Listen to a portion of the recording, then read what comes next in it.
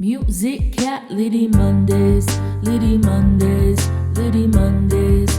With Jazicality Mondays, Litty Mondays, Litty Mondays. I know you were looking for something, maybe you'll find it right here, baby. A Make Your Own Trophy Records production. Everyone, welcome back to Musicality Mondays. I'm your host, Jazicality. Thank you so much if you're watching on the podcast platforms or if you're right here on the YouTube channel. Make sure you go check out everything Jazicality, Musicality Mondays, and Make Your Own Trophy Records. Today we have a very special guest. He is an MC. He is a frontman, DJ. We have Ryan Tetzloff / Cold Sweat. How you doing? What's up? Thanks for having me. Absolutely. On this Musicality Monday. Musicality Monday. Eminem. Love that. Eminem, we're coming for you, man. I'm just kidding. I'm kidding.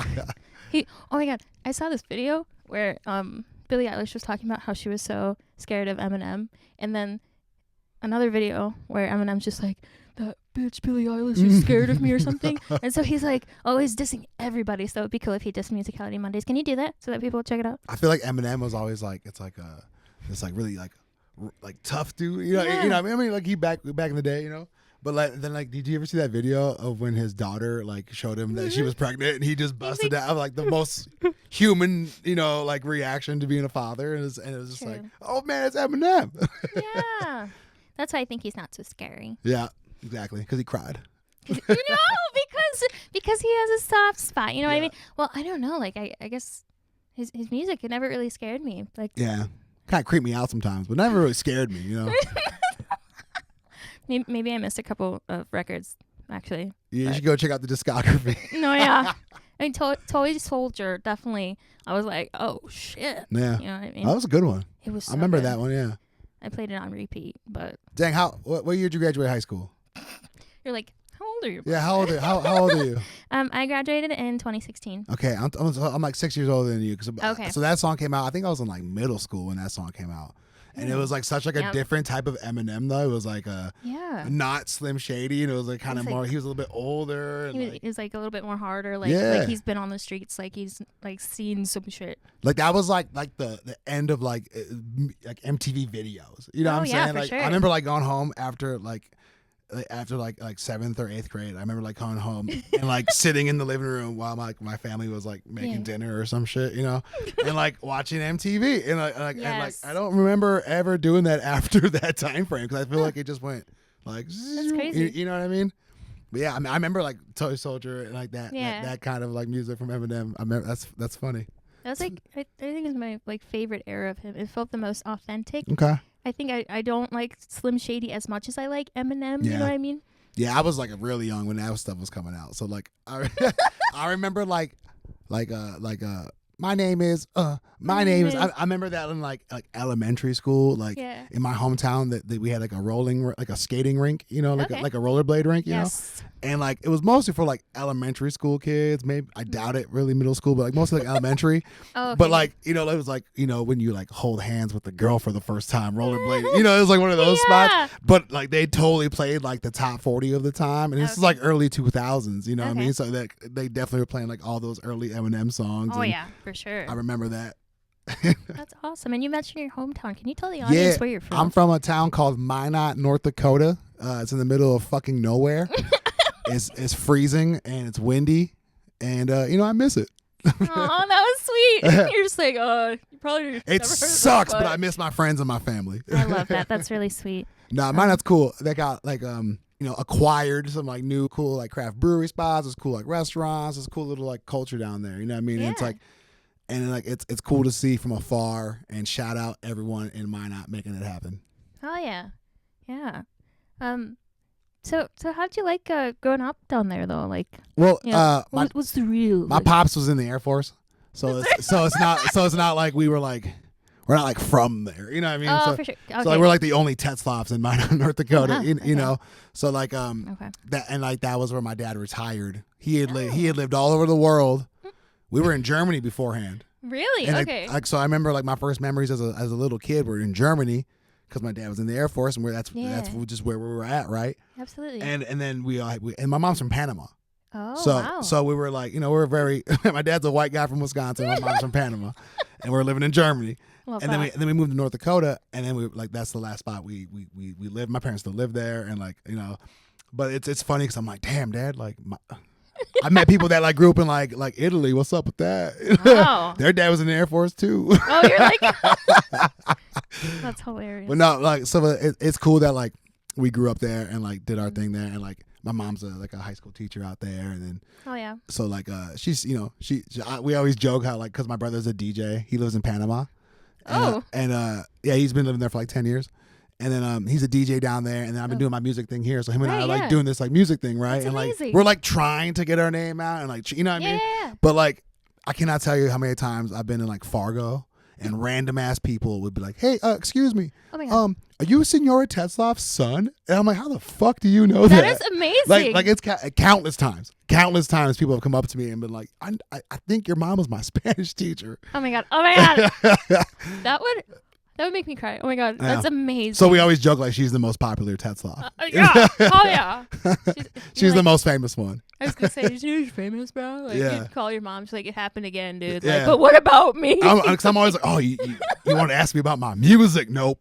Nope. Damn, doesn't that suck? Like when you're just like do you want to like you try to plug yourself? I tried to plug myself yesterday. Did you? And I don't like doing it. I know, Sometimes I it know. feels so awkward. I feel awkward. And, like, if it's like a musician, it's really easy because Yes, you're like, oh, they get what's it. yours? You're like, here's mine. You know what I mean? Exactly. But when it's like a random person and they're like, oh, you're a musician? I'm like, yeah. But like, you're probably not gonna care about it. You might care about it, but like I doubt it. Right, At shows, it's like easy. On stage, it's like I try to like every after every like song or like after every like 2 or 3 songs, I'm like, one more time we go by Hiahli, blah blah blah blah blah. So I'm like constantly trying to do that because sometimes I forget. I'm like, damn, I didn't say anything. I never once said who our name was today. Damn. Whoops. No, for real, it's like that so bad. But usually, Jason, our bass player, Yeah. usually he's got a Hiahli t-shirt on. So Just be like, actually, thank God. it's funny Oh, what's up? because I'm sure Jason's gonna watch this. So actually, this is kind of my style of Yeah. button up. You know what I'm saying? like that, yeah. I rock these a lot. It's your style. Get them on Amazon. I'm not gonna lie, $25 give or take.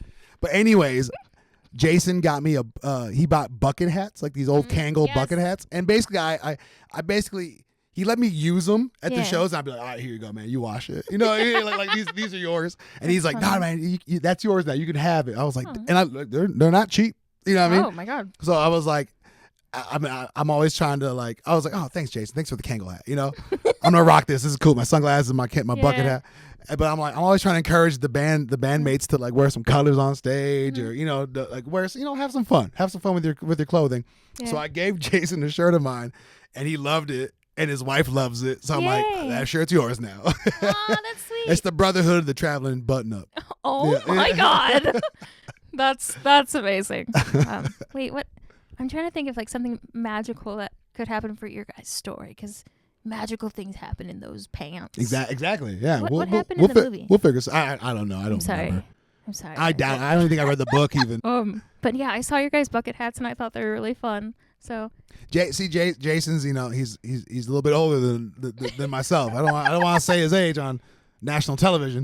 Period. Period. Say that. But he comes from an era that that was like because he's like, man, these Kangos like back in the day like you wanted one but it was hard to get them. So it's like that comes from his era, and it's very like old school hip hop. Yeah. You know what I mean? So it's like.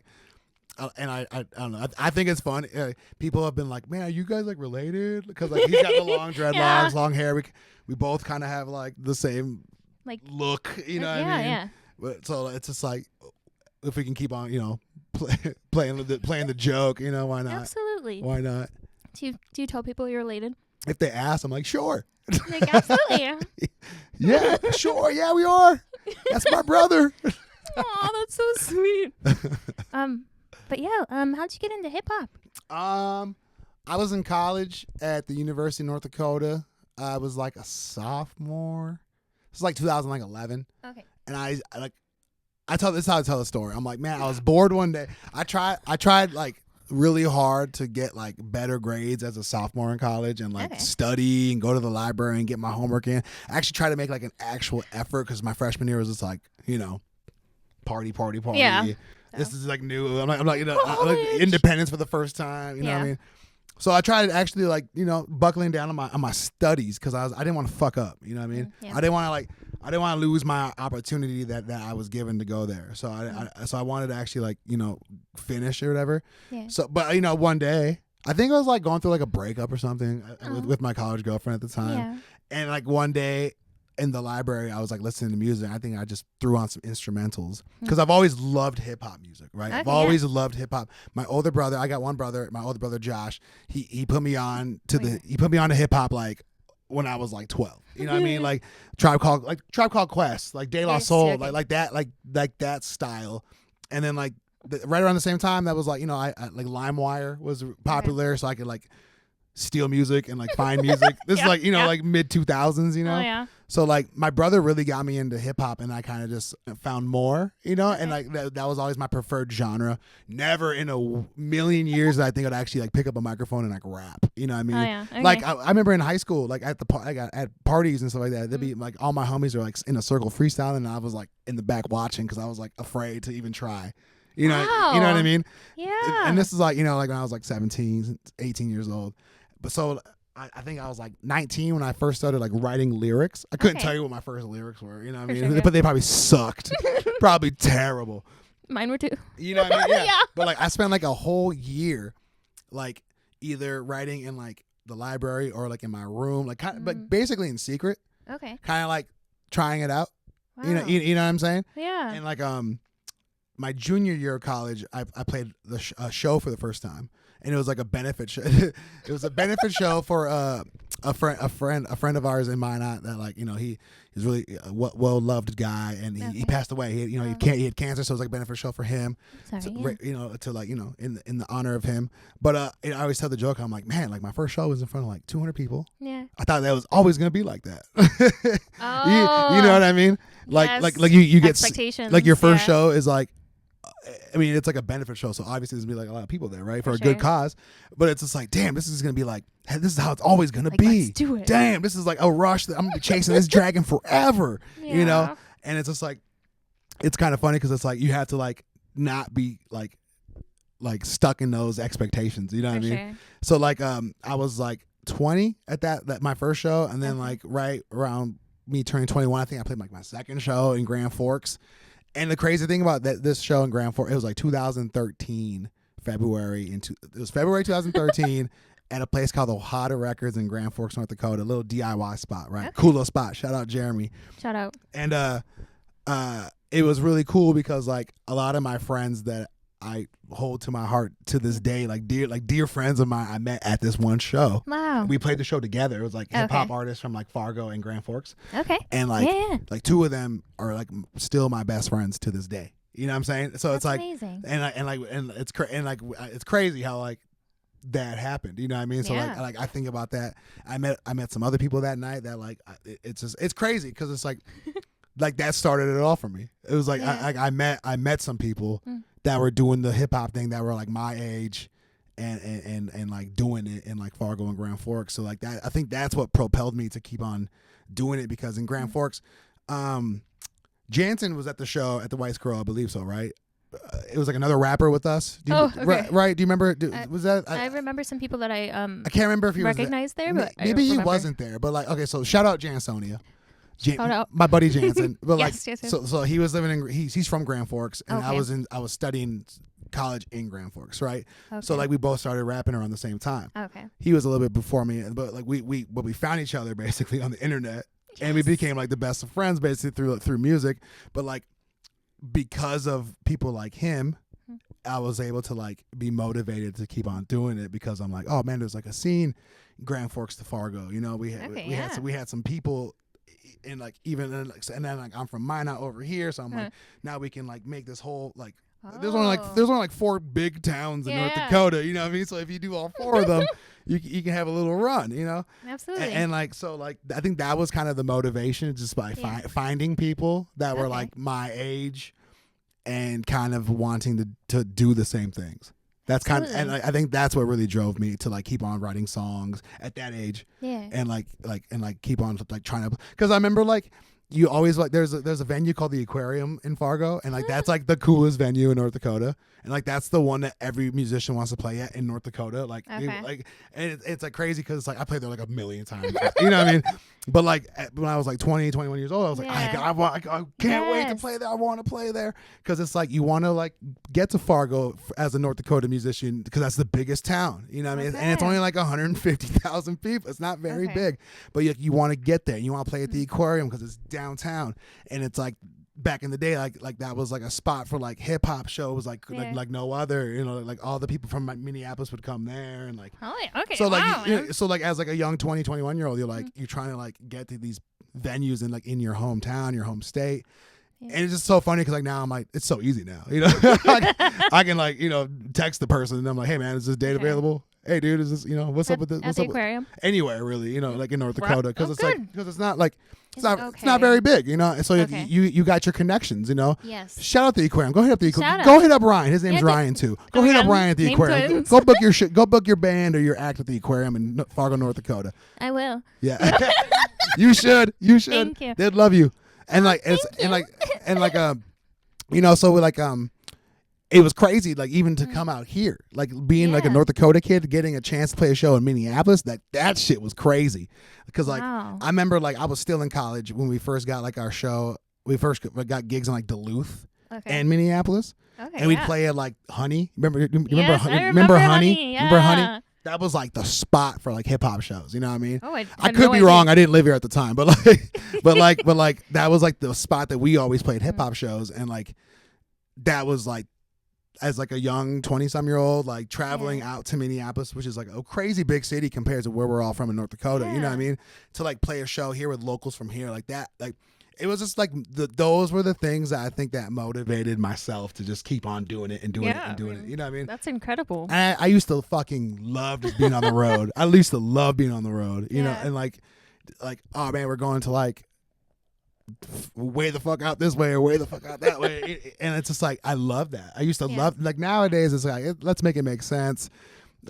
I'm not trying to go like super far for like no cash. You know what I mean? Like who wants to do that? Sure. Back in the day, it's like, no, let's go anywhere, everywhere. but because of those younger years, I feel like those really helped me because I still have those connections. Absolutely. Of like the venues, the local artists, the promoters, like anybody that we crossed paths with in like 10 years ago. Absolutely. Playing like all these shows around the area, like that I'm still using those connections for Hiahli. You know what I mean? So it's like I'm so happy with myself for doing that 10 years ago. Yes. And cuz like so I work at a high school. I'm not going to tell you which one. Oh. But this kid this kid today was like asking me for some advice about like he's a senior and he was like, "Should I just like coast, man? Like I really got the senioritis." I'm like and he's like talking about even like prolonging it to like next year in college. I'm like, "Hey man, let me just be real. Let me be real. Like you should do all the like the hard work, all the shitty work. Do it now. No. So in 10 years from now, you'd be like, I'm so glad I don't have to do that now. That's such good advice. You know what I mean? Because it's like, I'm so glad I hit the road like I did when I was 24, 25, like 22, 23, 24, 25. Like in that time frame, I was like me and my people were doing it so many times. You know what I mean? And so it's like, I'm so glad I did it then because like, I don't think I could do that now as heavy. You know? How old are you? 33. Okay. But like you know, I should have done that math, but like, but with life, you know, you got like relationships and you got jobs and like now that I'm in a band with like you know like we have like 4 to 6 people playing with us sometimes depending on the night, so it's like schedules, you know what I mean? So it's like, gosh, man. and it's like on top of that, like my body doesn't respond the best. Like I'm not the same human being as I was 10 years ago in the car for 10 hours. You know what I mean? Yeah. And it's like I'm not like the same mentally as I am, but I would still do it if it made sense and and like we could do like if it was like lucrative or like not even lucrative, but like if it made sense and we were able to do it and like not be in the negative or in the red, hell yeah. Like why not? Why not? You know? Oh man, I love everything that you're saying, and it's so important for musicians that are coming up now, and just like musicians, even if you've been doing it for a while, everything that you said is just so important. People don't think about the things of like making that foundation so that you can go back and use those connections later to make future shows. And like I love that you did it without even like, I don't know, did you realize all the things that you were making for the future? No, absolutely not. And that's incredible. But like who thinks about that shit though? You know what I mean? Like it's like I had a college professor one time like what are you going to do in 5 years? And I remember my snarky ass response was like, who knows what they're going to do 5 years? Who knows what you're going to do 5 months from now? Some stupid bullshit response. Such a dumbass response. But like, she was so right though, because I'm like, 5 years goes by so fast. It does. So it's like, if you don't plan, I'm like starting to like I was talking to Jason, our bass player, the other day about like, hey man, like I got like an outline of like what I want to do, you know what I mean, in the next couple of years. And I'm like, here I am, like, damn, I'm planning out the next couple of years. But like, my dumbass 23-year-old self in college is like, man, who needs to plan out 5 years? Blah blah blah. Yeah, I mean, I don't know. Life changes your mind. I think it's okay. You said that. You thought that. Yeah, you know? right. Things change. Things do change, and like, but like, I think now I'm just trying to like, I'm still trying to move as consistently than as I ever, you know, like absolutely, yeah. I'm more like a weekend guy, kind of like performer now, like Thursday, Friday, Saturday. Yeah. You know what I'm saying? I'm not really trying to do Tuesdays anymore. Who wants to fucking play Tuesdays? I will do Tuesdays in like Minneapolis though, because I'm like, that's not tough. I can drive 10 miles. You know, you know what I mean? Town, I'll do Sunday afternoon, Monday. I don't give a fuck. You know, but I like Tuesday in Chicago, or like to drive that far or something. You know? Yeah. A Wednesday in Milwaukee, like man, it's like hard. Like back in the day though, it's like let's go. But like now it's just like, all right, I got to ask my people, do you want to go? Is this worth it? Are we doing this? Adulting is hard, man. It is hard because you got to balance everything, and it's like you don't want to make people feel bad for like not being able to do it, and then you don't want people to get jaded for like, hey, we're doing too much, or it's hard to have like X amount of people on the same page. Yeah, you know what I'm saying? It is, because everybody's at a different point in their life. That's half the artwork right there. It's like getting the balance proper. As a 26-year-old from a 33-year-old, would you tell me to go on tours now? Like, should I do that? I would tell you to keep on expanding your market. Like, for example, I would, if I was you, I would really prioritize doing like Thursday, Friday, Saturday runs, going to like Duluth, Rochester, St. Cloud, go to Fargo, fucking go to La Crosse, Madison, Milwaukee, Chicago. Like, try to expand your web. Okay. You know what I'm saying? Yeah. That's what I would do, because like that's what I did when I was that age. Okay. And like, I think it's all about the consistency. And like, don't get me wrong, there was a lot of places we went like once. Yeah, I mean, like why did we come all the way to St. Louis, dude? We're so far from home. My cousin lives there. That's a reason. I've totally done that before too. Like, hey man, I know someone there. Let's go there. But like, but it's like I would try to just expand your reach from like, don't go to like, you can go as far as you want. Like, I'm not gonna tell you what to do, but like try to like see how comfortable your band is. Okay, you know what I mean? With like, how many weekends can you do? Exactly. For example, you know, and then like, realistically, like, you know, like Duluth, Rochester, Fargo is far, but it's not that far. Right. It's a couple hours. You know what I mean? It's like 2, and then Fargo but you make like a Thursday, Friday, Saturday run out of it, and it's like, it's worth it. You know what I mean? Like and then on top of that, you find other locals in all those cities too. Okay. And you try to form like relationships, friendships with them, right? Yeah. So like every time you come back out there, they want to be a part of it. They want to help out. They want to play with you or something. And then hopefully they want to come to your town. Yeah. And then you can do the same. Okay. You know what I mean? Like, I think that I'm still doing that. Like I got a lot of friends hit me up like, hey, can you help us out with X, Y, and Z? And I'm like, yeah, like I've been doing this forever, you know. Yeah. So it's like, before I even say no, I say yes. Before I even think about it, I'm like, I'm kind of busy right now. I'm like, yeah, I got you, man. Don't worry about it. I got you. Okay. But it's like it's that I think that's like the, you know, that's like the world of musicians. It's like, hey, you're from this town, I'm from that town. Let's play together so we can both play both towns. Absolutely. You know, and I think that's like the best way to do it, in my opinion, is like making those connections with other artists in other towns and keep on going to those towns. I have another question for you. As long as you've been doing this, have you ever come across bands that like you like had difficulty with, and how did you go through that situation if you did? I won't say so much like difficulty, but there's been some times, like even like in the recent past, like in the last couple of years, like with Hiahli gigs, like in like random towns, like random support from like local groups. Yeah. There's like some weird dudes, you know, some weird people, sure. or like it's either like weirdness or it's like people like have like jerkish attitudes or kind of pretentious attitudes, kind of thing.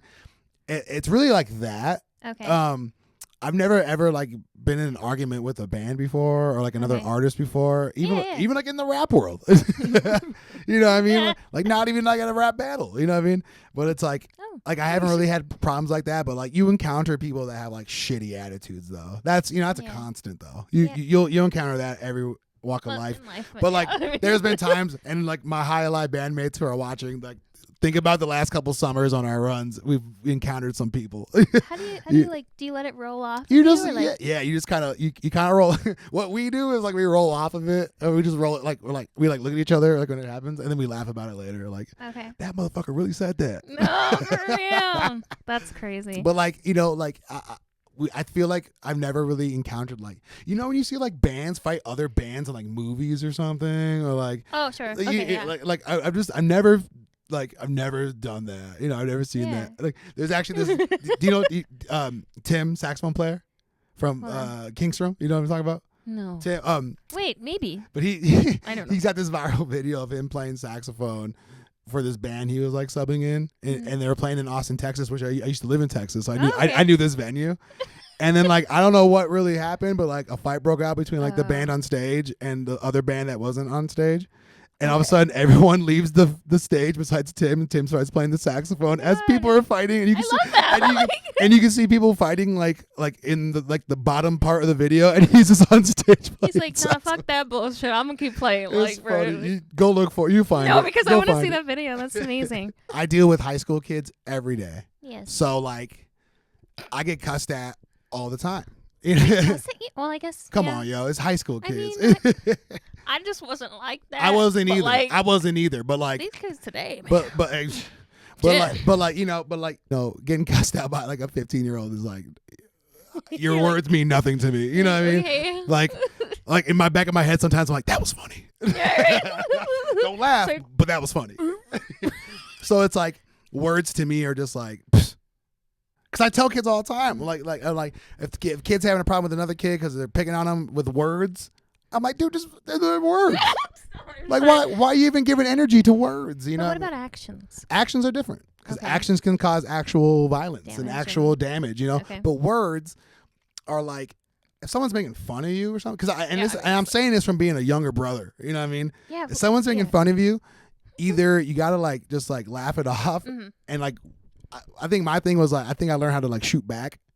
That was kind of my thing. Was like, and then as I got older into the rap thing, I'm like, now I'm gonna rhyme at you now. You know what I mean? Like, I love that. So it's like I just like my advice for anyone really is just like man, words are just words, and like those people don't deserve your energy or your time or like you shouldn't even spend any thought on people that just want to give you negative. You know what I mean? Yeah, that's kind of like. And I know that I can be negative sometimes. You know what I mean? And like so when I catch myself being negative, I'm like, I gotta fucking stop. You know what I mean? Like, really? isn't that the worst though? When you find yourself being negative, you find yourself being like irrational and thinking like, and then I'm in the wrong. I'm a jerk. You know what I mean? And like I shouldn't have said that. You know? Yeah. But we're human.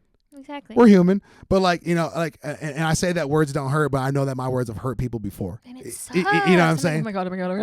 You know what I mean? So so it's like hard to say like words don't like they can hurt, but like realistically, if that person doesn't mean anything to you, those words those words don't mean nothing to you. You know, like, if the person is a loved one, then it's like it sucks. Then choose your words. You know, And we've all been victim of doing that to people. Right? Exactly. You know what I mean? And sorry to all the people that I've done that to.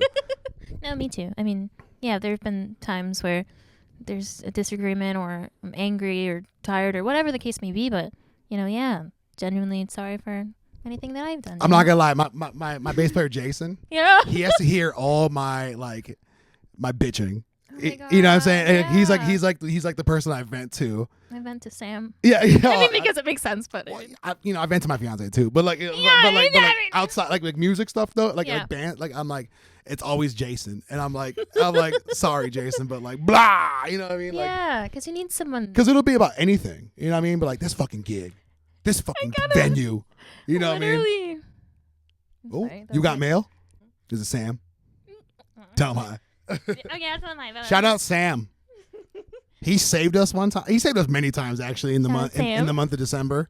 Oh my gosh. And like the first time I ever met him, really, like, and actually I got to like talk to him was like in the studio that day. Yes. And I was like, dude, you are a godsend, man. And then like when he played with us too, I was like, thank you so much. Thank you, Sam. Thank you so much, Sam. Shout out to the Husky drummer. I was gonna say that. I was like, the Husky drummer. Oh my gosh. We were at the show and you started pointing to, what's your drummer's name again? John, you pointed to John and you were just like, Sam really helped us out. And I was like, wait, huh?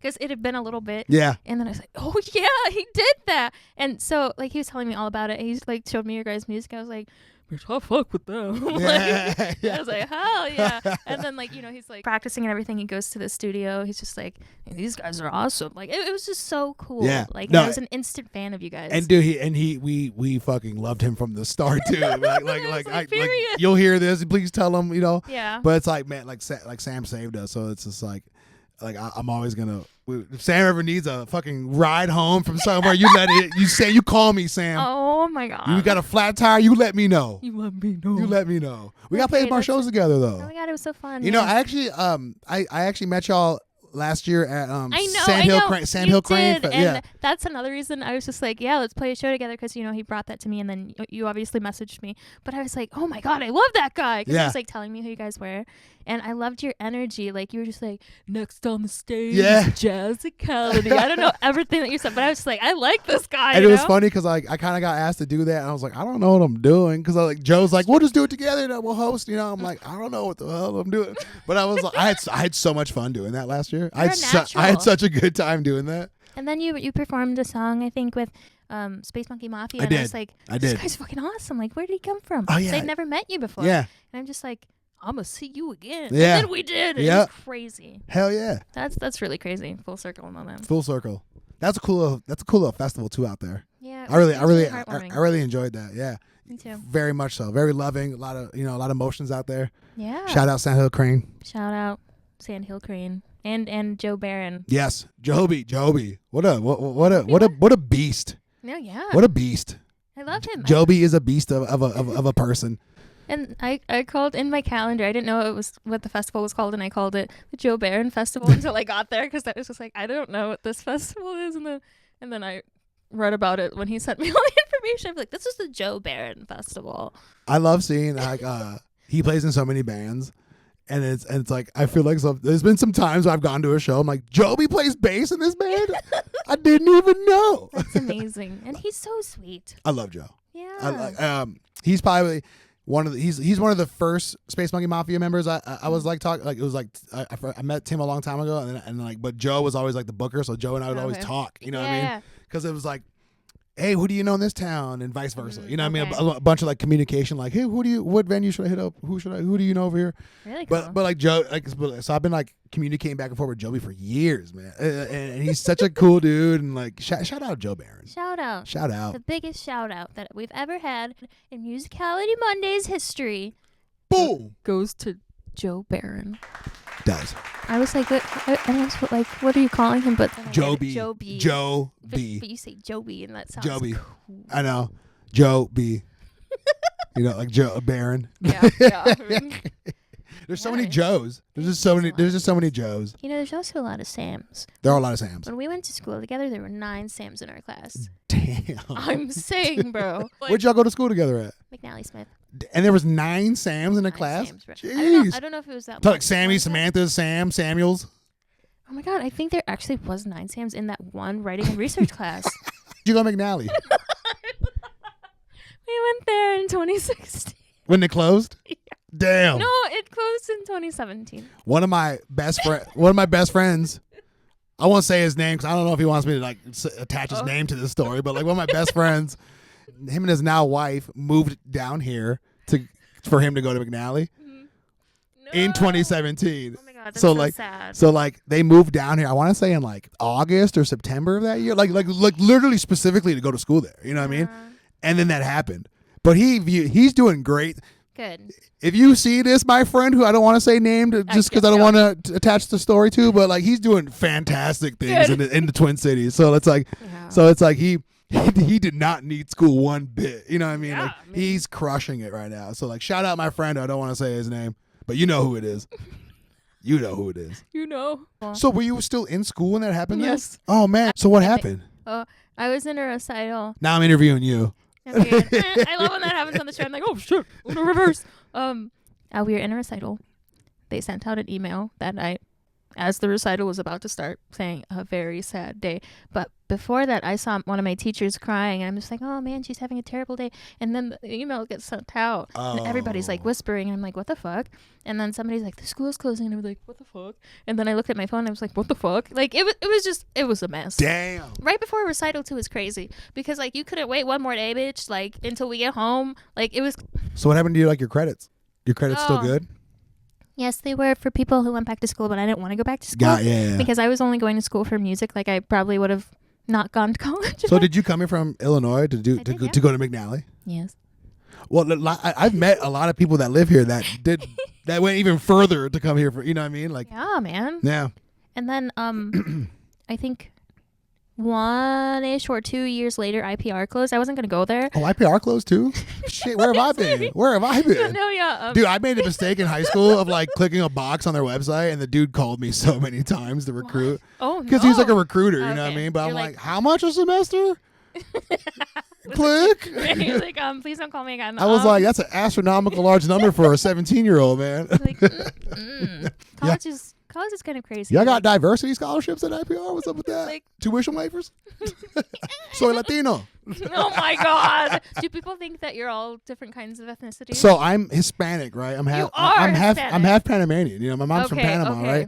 So yo hablo español, you know. You do. I grew I grew up three generations in the household. You know, my Panamanian grandmother, my parents, you know, mixed, and then my brother and I.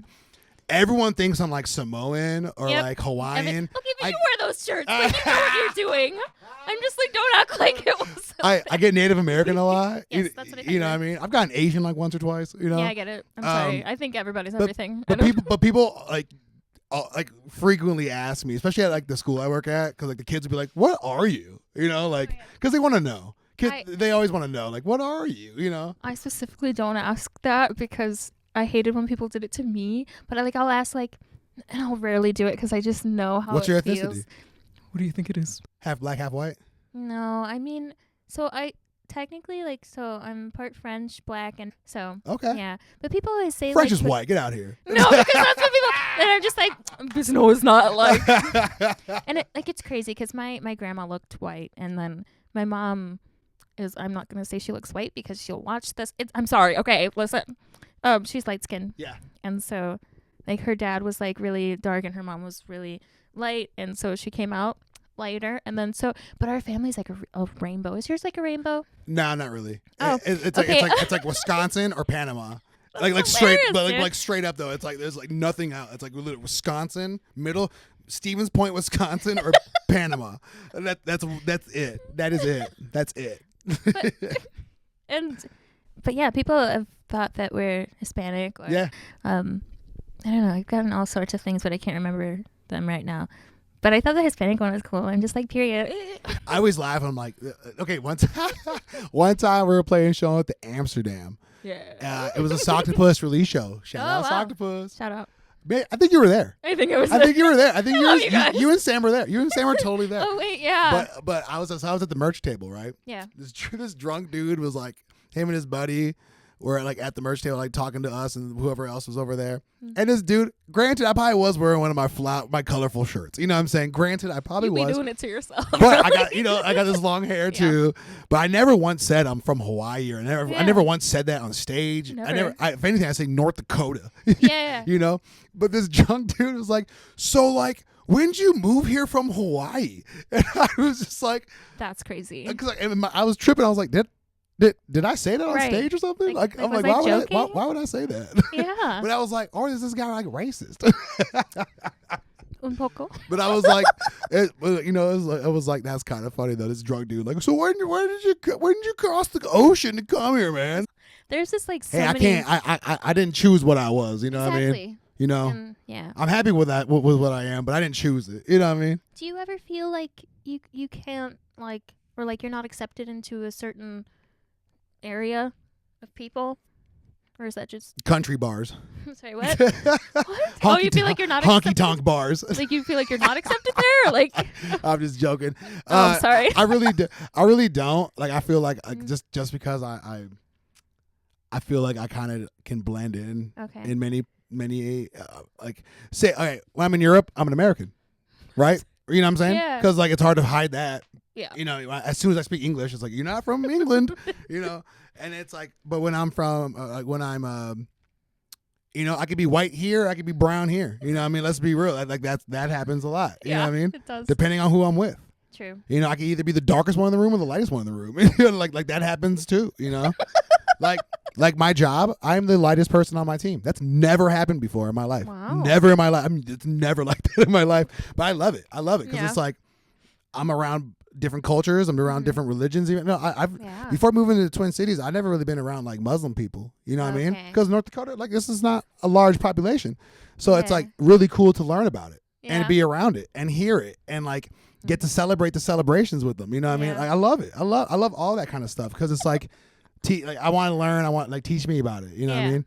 Because it's like I think a problem in this world is like people don't accept. Yes. A lot of things. Yeah. So like if a motherfucker is dancing and celebrating some holiday for some reason on a random day, fucking join them. You know what I mean? Maybe it's some holiday for their country. I love it. Just how we celebrate whatever holiday bullshit holiday we got here. You know what I mean? Holiday. But it's like celebrate with them. You know, because it's like why not? You know, like if they're here. And some of y'all might not even agree with me on this because I'm pretty like pro every like all cultures. You know what I mean? Yeah. Like. It's like celebrate everything that you got in your community. Like why the fuck not? You know what I mean? Yeah. Because it's like when I was living in Texas, I used to love seeing neighborhoods that were all in Spanish because it's cool. It is cool. It's you go to like Chinatown somewhere. It's cool. It's cool. It's like New York City, Chinatown, Little Italy. That shit is so cool because it's like you don't see neighborhoods. Like I'm from North. I grew up most of my time growing up is in North Dakota, small town. There's no place that I can like that had neighborhoods that had buildings like Lawyer, Abogado, like you see that in Twin Cities, right? But you don't see that shit in small town North Dakota. No. Why would you? Why would you? Mostly a population of white people. Yeah. I haven't been there, so I don't know. Mostly, you know, it's like dominated by the Scandinavians. Oh my god, my last name is Scandinavian. What is it, Anderson or something? It is. Yeah. That is like really the. Guess? That is like the. No, I think I knew that. Yeah, okay. Yeah. I was like, nowhere. That is like the Scandinavian name. It is. Son of Ender. Son of Ender. Oh god, that's hilarious. But like, you know, to wrap it up is like celebrate the cultures. Celebrate your neighbors. Celebrate your neighbors. You said Tim Waltz, and I thought of my teacher who passed away recently, Tim Miles. And oh shit, I'm sorry. Shout out to him. No, I just important teacher in your life. Yeah, I saw him like a year ago, and I didn't know that'd be the last time. You know. Yeah, no, I get it. He's at McNally. I lost. No, you good. You good. That's how much he meant to you, though. You know what I mean? We a lot of my friends and I lost a teacher. We were like a couple years into college. And one of our favorite high school teachers passed away, just like a random heart attack, you know? She was like the mother, like a second mother to all of us because like we like loved her so much and like a lot. It was like one of those classes where it was like you and like 25 of your friends. It was like one of it was like one of those, but you know what I mean? Yeah, it was like the best class like ever. How did we get all in this class together? What the hell? But like this teacher was like Mrs. Larson, shout out. From Minot, you know what I'm talking about. But like she was like one of the coolest teachers and like I never had a teacher up until that point that was like her, who like treated us like young adults and like motivated us, let us be silly and fun, but like really gave it to us when we needed it. You know what I mean? Like fucking cracked the whip when we needed it.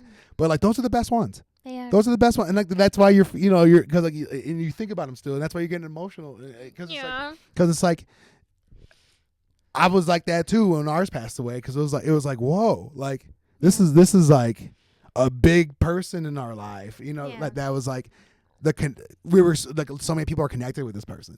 Yeah. You know what I mean? And that's the hard part.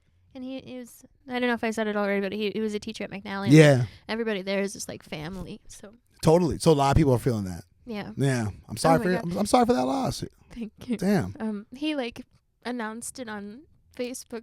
He had cancer. Damn. And he like announced it like after he passed away. So like he planned it and it was the weirdest thing, but it was sew him to do that. You know, like he, you know. Wow. So it's really like a futuristic kind of like, but Dang. I will say that but yeah, he was incredible. He was a guitar teacher. But my mom was a teacher for 30 years. My mom's still a teacher. Period. Yeah. She was So you get it. No, I do. You get that appreciation for them too. I do. What'd your mom teach? Everything. But like elementary school level, so just like science. Oh, gotcha. And, like, Yeah. So she doesn't. Bless your mom. Thank for you. Bless like, your mom. Because oh my like, gosh. but my mom's a high school teacher, so it's a little like. No, it's crazy. But elementary is like, like there's a special skill that you need to teach young And children. she loves it. I know. You either love it or hate it. You really do. Right. And it's like every level, like elementary, middle, and high school. Everyone either is like, no, I can never go middle. Only high My school. mom said she can never do high school. Exactly. So, like, Exactly. there's exactly an appreciation for different teachers who can do different levels. Does your mom say that she wouldn't want to do? She would never do middle school or elementary school. Yes. Oh my God. See, Never. so and I like that people are honest about that because it's terrible. Like when people are like, I'm going to be like a teacher and they go into it and they don't like it and they stay. No, you should go if you don't like it. Yeah. Because there are people like I've met, I won't say like any names or anything, but like you should go. Like, Oh my God. like, you don't like it because then the kids suffer and Yep. they need to learn. It's something that's it should be mandatory. I don't know. Is it mandatory that people get taught? I guess you can. It should be. Like homeschool is like you can do that too, but like these children, like they need to learn and they need to learn not only things about knowledge, but things about like how to live and how to be a good person. And I think that's almost more important than, sorry for your chemistry teachers out there, but like, Nah, man. I don't remember shit about chemistry. Exactly. Right? It just wasn't my subject. I'm not doing anything with it now. But I do remember my chemistry teacher. You know what I mean? Yeah. Because Mr. Potts had some good stories to tell me. He had some good lessons to teach you. You know what I mean? About Absolutely. life and about, like, I don't remember. I don't know how to balance formulas or equations. Right. Like that just wasn't in the description that we wanted for A our fucking job. Right? atomic Like, number. I don't know what the fuck the atomic number is. You know what I mean? just- But yeah. but I do recall him giving us lessons that were like, oh man, I appreciate that story. You know what I mean? Yeah, And I appreciate you letting us, like, I appreciate you telling us that. yeah. Cause like, I don't know. I like working in the school, and this is my second year here, and I've worked at like other school after college and stuff like that. Working with like kids is just like, I didn't have someone like me in my high school, so like I try to be someone that like these kids can rely on. You know what I'm saying? And like, and like, I try to be fair. I try to be lenient even sometimes. But I really got to teach them like you can't act that way. You can't talk like that. You can't behave like that. And if your family's not like, if you don't have like a strong foundation of like family, which is after growing up, how fortunate I am to have mine, is like it's not guaranteed, Right. and it's not everywhere. So like if you don't have that, like you better figure something out, because it's gonna be difficult. It's gonna be difficult, and like lacking education, lacking like proper respect towards. I'm not even talking about authority, because like fuck the authority sometimes. Fuck the you know? authority. But like you gotta respect your peers. Exactly. You gotta respect people that you can connect with and build with. You know. Because I don't want to hang out with disrespectful ass people. Like, like I ain't gonna have no bullshit in my band. You know, like disrespectful motherfuckers. Like don't talk to the people like that. Don't talk to the sound person like that. Don't talk to common courtesy. And like Hell a lot yeah. of people just they actually don't have that. Like please and thank yous. You know what I mean? Like right, or just like hold the I'm goddamn gonna tell door you open something for me. off If you camera, see, hold the no, door open. because like for real. If I'm carrying something and you see me carrying something, please hold the door open for me.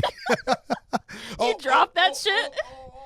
Cause I don't know. Like some people's common sense like got lost in the sauce. Cause, Yeah, COVID. Like, well, yeah. Actually, you know what? Actually, you might. Yeah.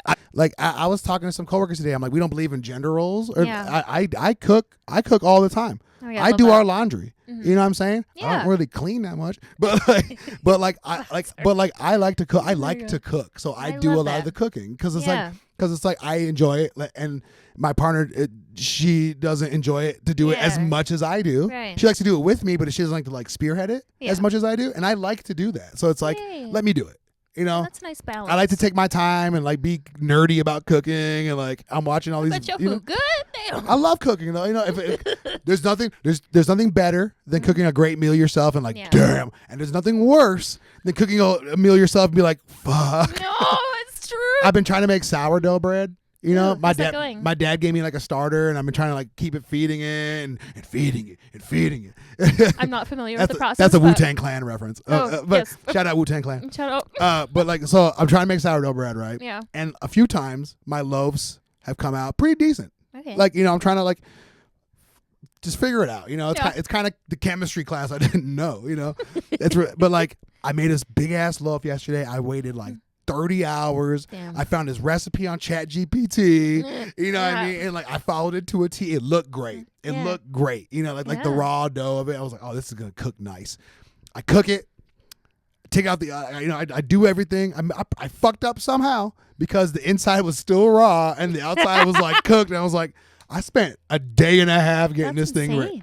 I was like thinking about it for a day and a Yeah. half to throw it in the trash. Damn. You know what I mean? That sucks. But yeah. it's like, but the lesson, on to the next one. Yep. You know what I Just mean? gotta I'm keep gonna going. fucking get it. You know what I mean? Yeah. If you want to get that sourdough bread, you gotta keep doing it. You gotta keep doing it. Yeah. I'll get you a loaf one of these days. Hey, I'll come thanks, get you a salmon loaf one of these days. man. That's so sweet. Once it's good though. Right, I'm good It just, for now, it just, but su- later, it just sucks. I give you a loaf, it's just like raw and like not cooked. if you if you did that, we'd be like, we loved it. Thanks, I'm man. So, like we wouldn't, We ate unless it. you would so, want us to really tell you, like, how was it? We ate it so. Great. Oh my god, it'd be yeah.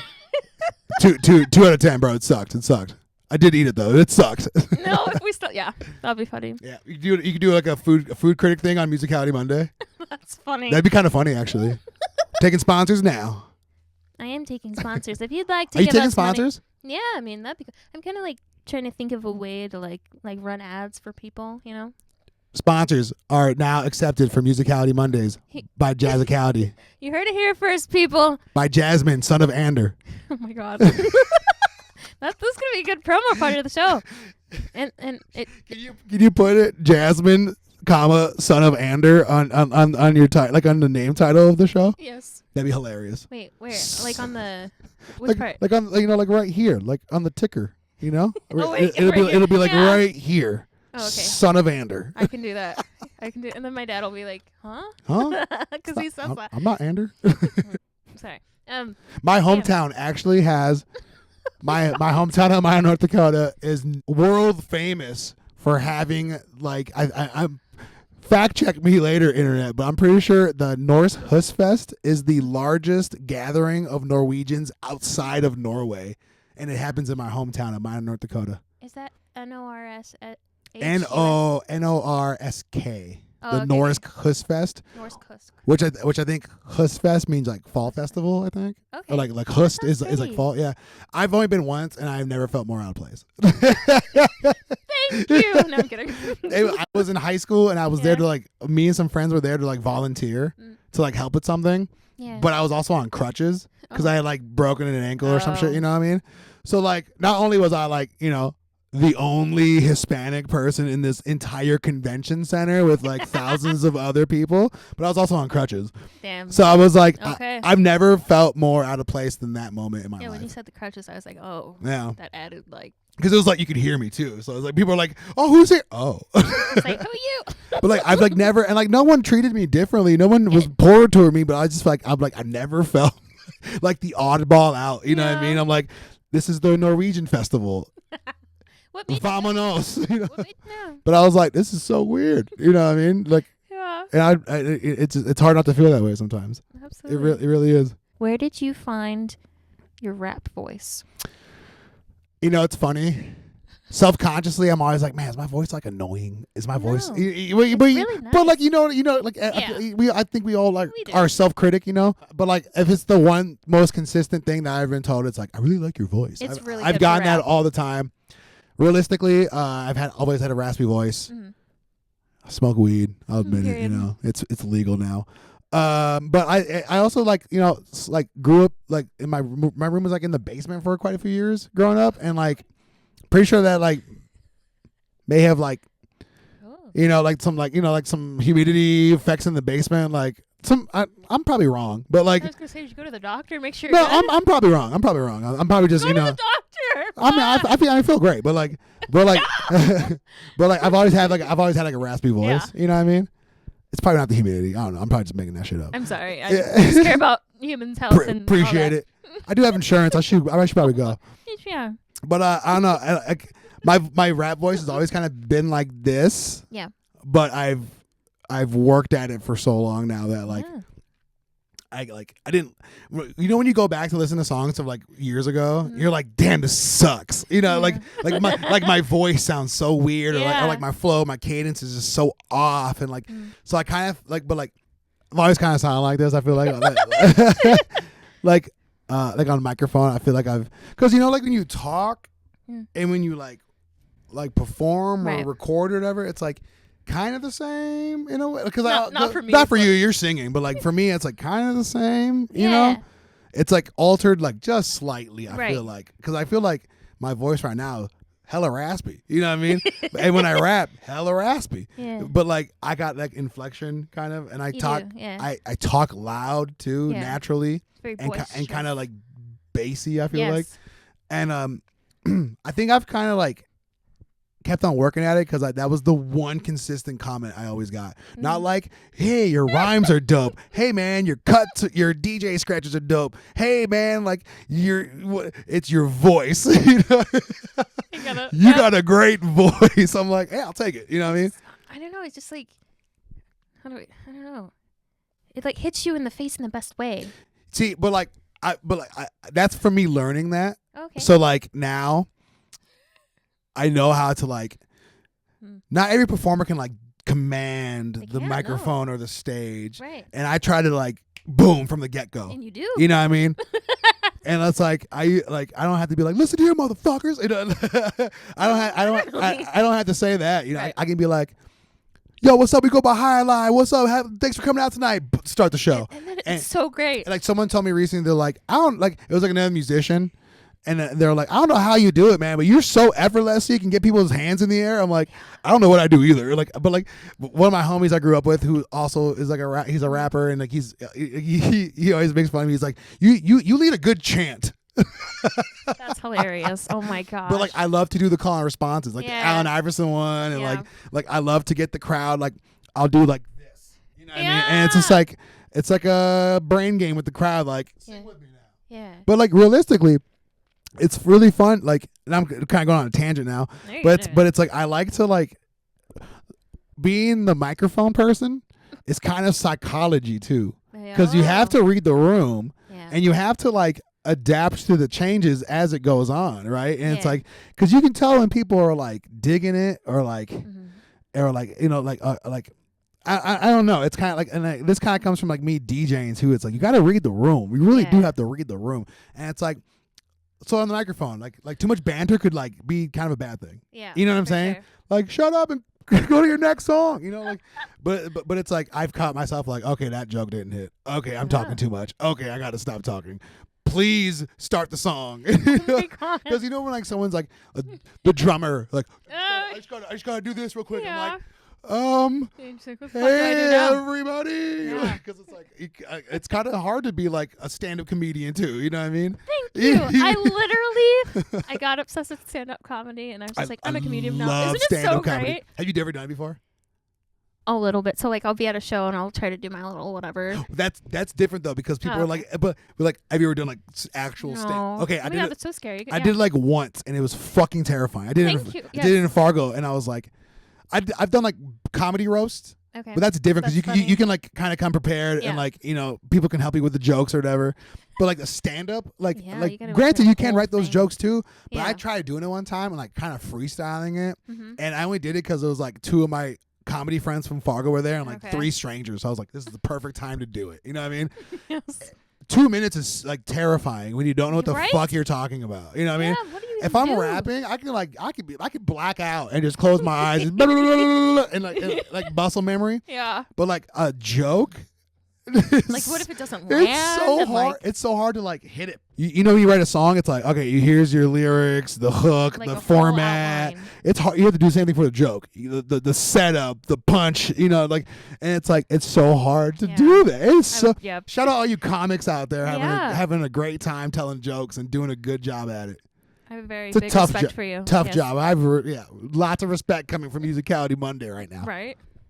Give me some more ha-has. Oh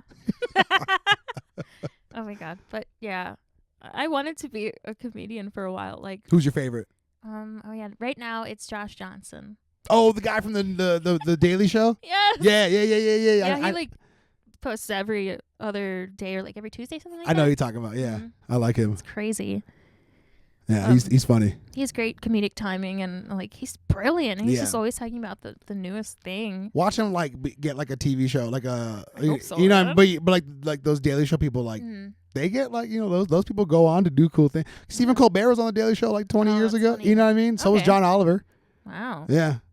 So Josh Johnson will get his show here soon. I love him. Do you think comedians have a certain freedom to say jokes that should be considered jokes and nothing but jokes? What do you mean? Like, so. Like how Dave Chappelle gets hated a lot. Yeah. Like, I think, like, because I fucking love Dave Chappelle. I think He's great. I grew up watching him. Once again, my older brother. Like, I was like a 5th grader when Chappelle Show was out. And my older brother was like a 9th grader. So he was like watching it, you know, and I watched it with him. And I was like, I don't know any of these words mean. You're just like, you know what I mean? But I was like, I've been a fan of him a long time. And like, he got so much hate for, you know, X, Y, and Z, you know, but it's like maybe if he wasn't so famous, he wouldn't get so much hate, and maybe because he's so famous, he gets so much hate, you know. Exactly. But because his platform's so big and he's on Netflix and everyone can watch him, but like, but it's like, man, like at least he's not like the president saying those. At least he's not like an elected official saying those, and there are elected officials saying things like that. Shit and like meaning it. Like I think yes, I think that they do deserve a little bit of lenience, just because. For example, I used to be like obsessed with Matt Rife, not because he's cute, but he is cute. But, like, that white dude that's like kind of new. He's like kind of a newer guy. Yeah, I know what you're talking about. So he like makes fun of like everything because he thinks, you know, like everybody should lighten up and like take a joke because everybody deserves to get made fun of. And I know that sounds ridiculous, but it's true. But it's true. But it's like, true. Like people in wheelchairs, they want to be part of the story. Oh my God. You know, Dave Chappelle had a joke like that. Remember? And it was like in one of his last specials, he was like talking about a person with a handicap or whatever. I don't know. I didn't see that. Well, he said the joke was like, but like, you know, but they put you in the shitty spot anyway or something. But it was like a joke like that. But it was like you said, like they're never included. And they want to be like, yeah. Like there was like Matt Rife. I used to just watch his clips, and so like there was this one lady, and like she was laughing her ass off, or like he was like telling everyone. So who knows if it's true? I'm kidding. Yeah. But like, but no, she was in a wheelchair, and like she comes up to him, and she's like, thank you for including me in that joke. I was laughing my ass off, you know what I mean? And I just, it changed the way that I actually saw comedy. Yeah. I'm just like, holy shit, you know, he's right. Because it's like, if you're laughing about yourself with everyone else that also is laughing about themselves, right, then it's like you can not take it so seriously. Exactly. And it's like sometimes jokes are funny and like they might get you in trouble, and it's bullshit. I think it's good. But on the other hand, there are things that are like, that was mean. Right. That's not even funny. Like you have to do it in a certain way. So I used to work at this beer bar in Fargo, North Dakota. And in the everyone always they always laugh and giggle when they tell you where they're from, right? It's just how many. It's great. I love that you love where you're from.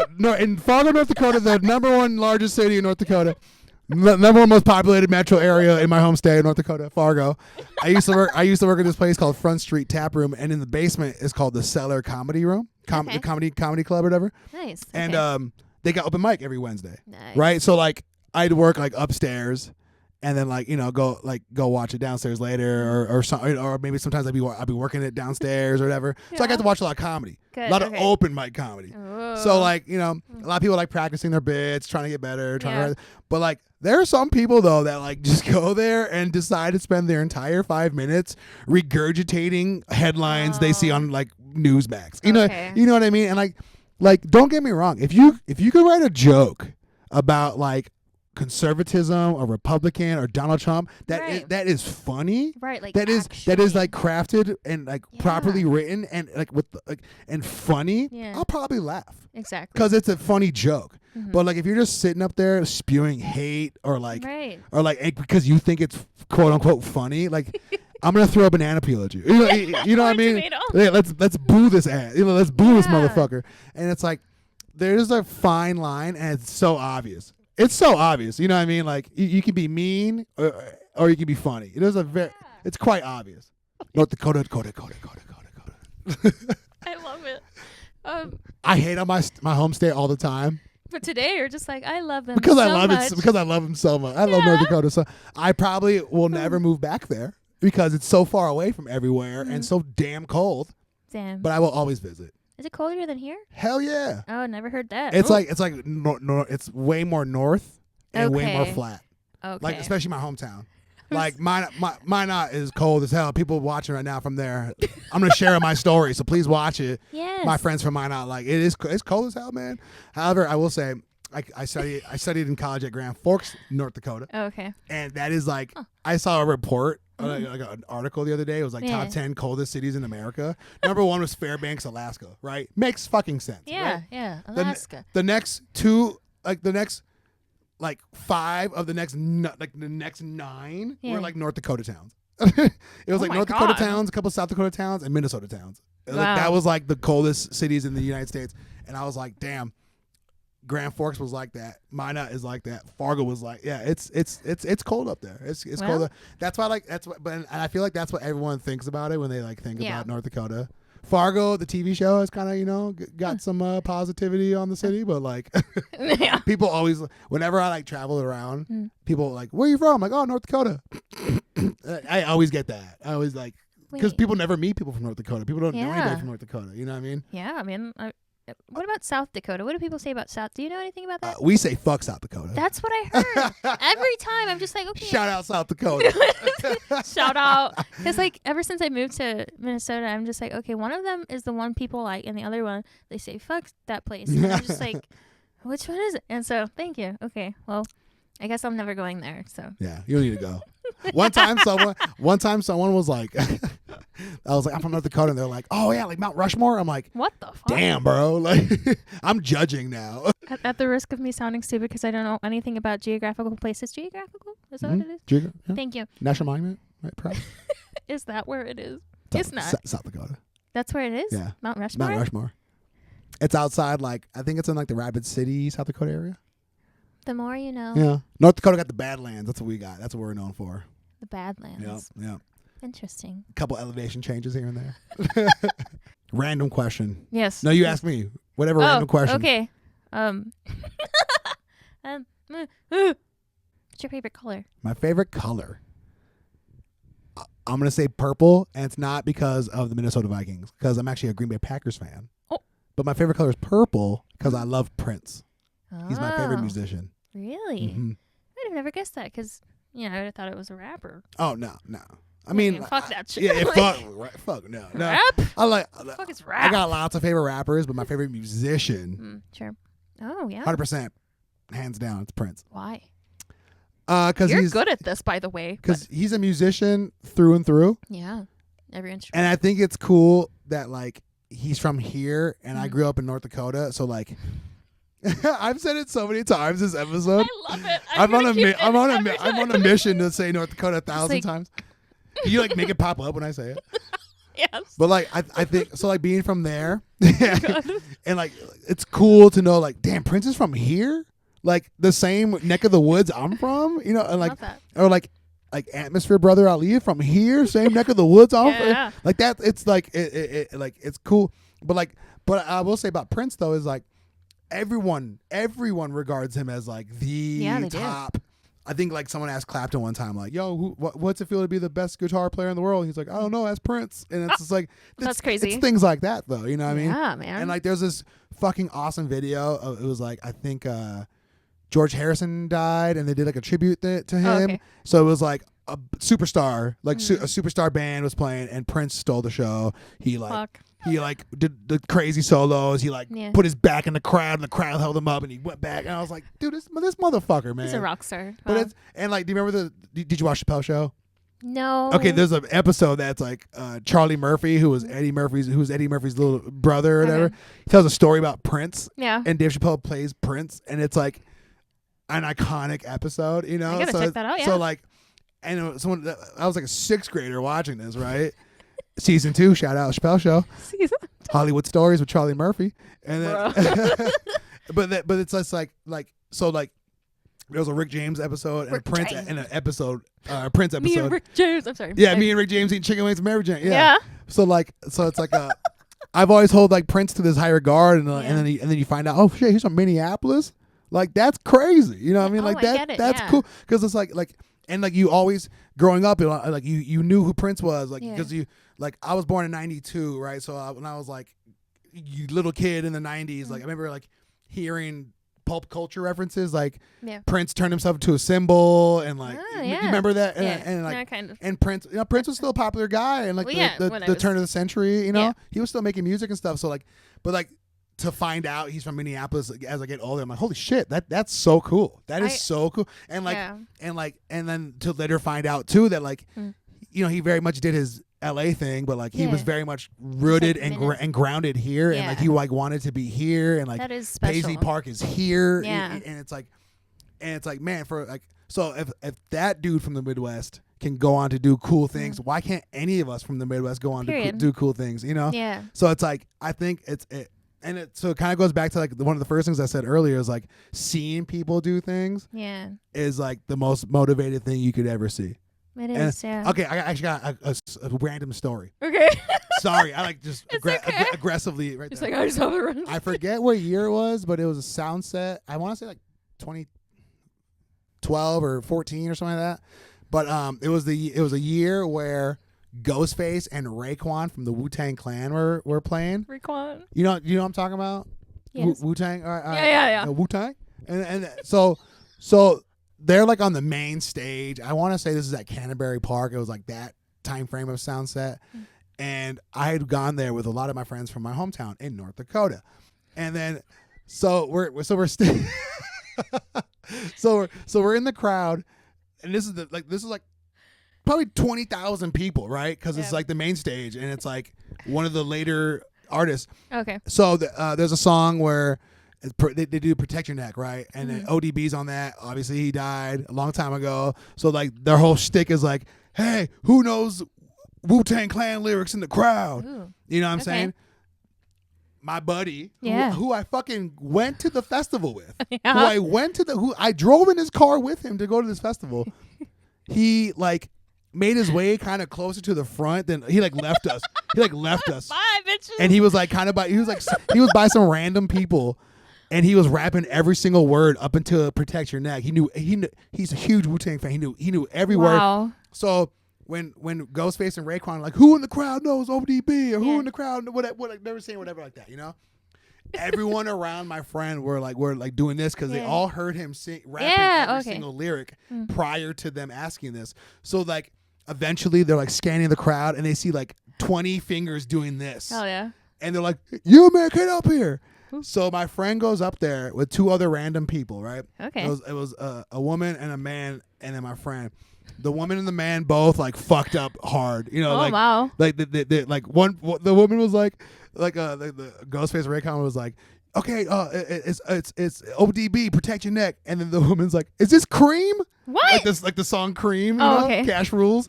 And then they're like, fuck no, it's not Cream. Give me that microphone, and then they gave it to the dude. And the dude like knew like your dude? No, the other guy. Okay.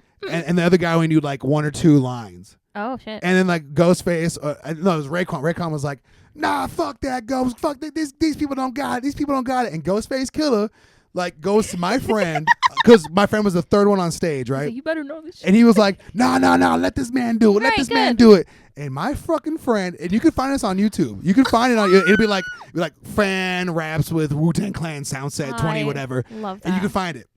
My friend fucking acapellas Protect Your Neck verse ODB perfectly. Ooh, I know that made them feel good though. Like first things first, man. You fucking with the worst. You'll be sticking pins in your head like a fucking nut. And so like my friend did that perfectly. Damn, I wish I was there, dude. The crowd went insane. And we're talking tens of thousands of people. Damn. And like he did the whole song. Yeah. He did the whole verse. Oh, okay. And then he got to stay up there for Shimmy Shimmy Ya because they played that right afterwards. That's amazing. And like that was a moment in my life though, because I had like just started writing songs. Okay. And like that was a moment in my life. I was like, holy shit, man, I want to do that. I want to do that. And like. It just hit me for some reason. Because like that was a moment. That was a moment in my younger days where I was like, I fucking want to do that. I love how many like experiences you have, like you said, like seeing other people and how it impacted you. That's really cool because usually you can recount stories of yourself, but like to be able to go back to the moments where it really lifted you up to be like, I want to do that is so incredible. I think it's like kind of underrated how much we don't talk about like being motivated by other people. Yes, it is. You know what I'm saying? Because it's like, man, whenever I go to a concert, it could be local, it could be national. Yep. I get so motivated to go back home and write a new song. Me too. Or like, man, I suck. I need to like do better. Or like, I need to learn how to do this better. You know, like. Yeah. But it's like I get motivated to like, and I look into it. but like seeing like even like a local show sometimes, I'm like, man, those guys killed it. Yeah. Like I'm stealing that shit. Or like, no, I get what you mean. But you know, I'm like the lights or like your antics with the crowd. I was like, man, it's so motivating, and it's like, it inspires me to see people doing dope shit. Absolutely. And it's like it makes me want to continue doing my dope shit. Exactly. You know what I mean? Because I'm like, I'm not trying to copy anybody. I'm just trying to be myself. You know what I mean? Why copy?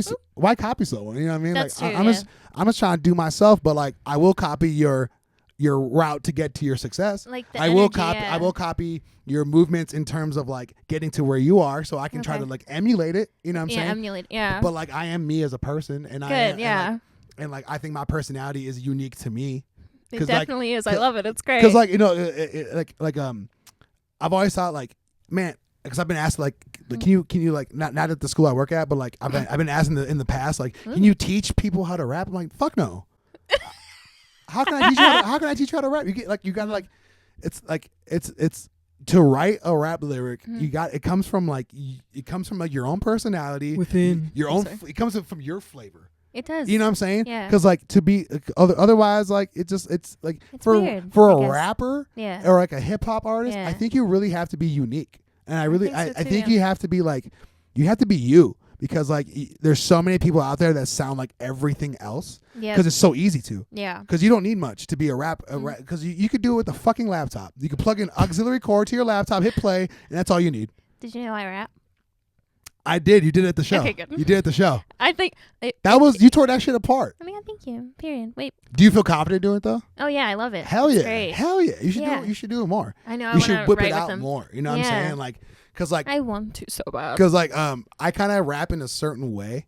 I have like my style. Yeah. So whenever I go like because I don't rap like that a lot. I always know when I do that because like we have a song called No Sugar No Cream. Yeah. And I rap like only a better a time before we go. I like that part. You know what I mean? And like I don't rap like that normally. So people like people always like it's like a different like oh shit like it's that's why I like putting it like third. You know what I mean? You're like I can yeah, do this I can too. rap like this too, you know. But I choose. Yeah. Because my style, I have a style that I like to like. I want to be consistent with my style because I don't want to feel false to myself. Okay. You know what I mean? Yeah. Because it's like if I feel false to myself, I don't even want to do it. I don't want to do this anymore. Yeah. It's like a, I don't know, promise to yourself. It is. And it's also like it's super corny for me to be like, but it's for my fans because I don't really, I don't think like that. You know what I mean? Because it's like I get it. It's I might have 6 people that really fuck with me. I don't know. You know what I mean? I fuck with you, dog. I got 7 people that fuck with me. but you know what I mean though. Yeah. So, but it's like I want people that like that mess with my music and really like my music. I don't want to give them like if I put out a new song, for example, right, and someone's been rocking with me this entire time, right, since I was like a 20-some-year-old, they like my style. I don't want to give them some shit that's like different. Because like the good chance I'm not gonna like it, and I'm gonna feel like it's not me, and I'm gonna feel like it's not. I did something wrong. I'm gonna feel like I don't want to feel like a fucking poser or some shit. You know what I mean? Like I get it. And it's like I want to stick to my style, but incorporate other genres and sounds, but also keep my style of rapping because I feel like I'm consistent with my my lyrics and my flow are pretty consistent. But like Hiahli, for example, would do like a fucking punk song to a disco song to a Motown style song to a grungy song. And it's like we do that on purpose. You know, we totally do that on purpose to keep it like interesting, but to also stay true to yourself. Yeah. You know what's really funny too is like we were doing this radio show and we're doing sound check, right? Yeah. And they're like, hey, do like your softest song now, or like your quiet, like your. I was like. Damn. You're kidding, right? and like the one we did was No Sugar No Cream, and I was like, this is not that soft of a song though, because I'm rapping like and it's like a build up like whoa whoa whoa, and it comes right back to being heavy. I'm like, this is not we don't have soft songs. They really said, can you just like quiet it down just a little bit. Yeah, for just one thought. And I'm like, we don't have that. You're like, what are you talking we about? really don't have that. What is that? Was it KBSC? It was. It really was. Yeah. They're great. That was. I had such a good shout out KBSC. Shout out. Y'all were Over in y'all were Cloud. great. Have you done that before? Yeah. Y'all were great. I loved it. I had a great You time. can't curse on the show, and I saw you guys post. I was so nervous, dude. See, like people always assume that I can't it is like family friendly though. So like I don't know. I'm like, dude, like I specifically don't swear in my songs because I don't like. Same. Because like I want songs to be played on the radio. I want songs. Exactly. But like, don't get me wrong. I'm swearing all the time on this interview. I swear on stage in between songs. I swear in my everyday. You know what I'm saying? But it's like in my songs though. I don't like to because I don't want to do extra work to make it edited. Oh my god. You know what I mean? And there's other words. There's other words you can use. However, there is a great time to put motherfucker sometimes. Like we have a song called Emcee Makosa. Okay. You know what I'm saying? Yeah. It's like same old dream in the same old head. Oh yeah, I love it. That song, and there's a line in there. It's like he wants every dollar, nickel, penny. It's like motherfucker wants every dollar, nickel, penny. But it's like I didn't have to say motherfucker, but it just fits so well right there. And I was like, it has to go there. It has to go there. I just had to do it. It has to go. Yeah. I don't curse in my songs either because I have a mouth of a trucker, like in real life. Oh, same. Same. And like I feel like people don't expect that from me, but I'm like, no, fuck that shit. But whatever. I know. But yeah, the music is just so to me like sacred to like the kind of music I do anyway. So, and it's just for the soul to like heal. At least the music I'm writing now, like I've always tried to make it like a positive vibe. Totally. So, yeah, the right? positive vibe. And like also I don't like the stereotype of anything hip hop. Like if you attach the word hip hop to something, there's can be a negative stereotype to it, and I really hate that. Me too. Because I've been denied venues before because they're like, sorry, we don't book hip hop. I'm like, wow, you didn't read any of my email or like or click any link. I literally said we're a band, right? that like plays instruments. Like don't forget that part. Yeah, very much rock and roll. You know, you know what I mean? Yeah, but it's like I've lost gigs because like, sorry, we don't do that here. Just like you're fucking style, lost. Your style wouldn't mesh well with here. I'm like, what are you trying to say? You know what I mean? Yeah, there was someone who got insurance last year for a festival who didn't get a festival this year because all the fucking shit that's going on. They could be racist now. They're just like, we don't accept hip hop, and I'm just like, what the fuck is wrong with you? Like, and on top of that, it's like one of the most popular genres in the fucking world. Why would everybody why would you not? Music loves hip hop, dude. Look at Post Malone. Look at fucking Post Malone, Jelly Roll. Get the fuck out of here. That part. Dude, I saw Post Malone in 2015 in Austin, Texas at South by Southwest when he was singing White Iverson when I was balling. Remember that? Yeah. Post Malone, no face tap Post Malone? Right. Fucking like skinny Post Malone that was like I actually have never seen that Post Malone, but I know of his existence. But when White Iverson came out, it was a different Post Malone. So like it's I have so my fiance's parents are coming to town to go see Post Malone and Jelly Roll, right? Yeah. So when her mom first said that like we're gonna go see Post Malone and Jelly, I was like I laughed because I'm like never did I think that like like boomers, like 60 something, like are gonna go see Post Malone because I saw him 10 years ago and like when he was a hip hop he started off as a hip hop guy. That's what I was thinking. Yeah, okay. Very much a hip hop guy. That's what I did see that actually. I'm remembering him now. Yeah, Buzz cut. Jelly Roll was very much a hip hop guy. Did not know that. Long time ago. I had no idea. I don't know a whole lot, and like granted, I did see it on like a post, but like so take it for what it is. I might need a fact check, but like I'm pretty sure Jelly Roll comes from like the kind of underground hip hop scene from like Nashville, because that's where he's from. Okay, and I think and correct me if I'm wrong, but like I'm pretty sure he comes from the hip hop, like that's what he was doing. You know what I mean? I believe that just because Eminem had him on a song, and I was like, that's random as fuck, but it makes sense. But it's kind of like, but it's like kind of not. Like if it's like if that's all true, I'm like, oh, that makes kind of sense, But Post Malone kind of went like pop, you know what I mean? He did like almost from the get go. I don't mind his music though. I really don't mind his music. Yeah, but man. I just think it's like him as a person is kind of funny. You know what I mean? He is. He's hilarious because it's almost like MGK, but he wasn't forced to do it. Yeah, he seems more genuine. Yeah. Do you know that? Have you ever seen that? Have you seen that Bud Light commercial? Him and Shane Gillis are they're this commercial. I think so. And Post Malone's about to drink a beer, and Shane Gillis is like, "Hey, you can't do that on TV." Yes. And it's like, oh, and then like the commercial ends. I'm like, that's funny. That's funny. Kind of funny. Definitely.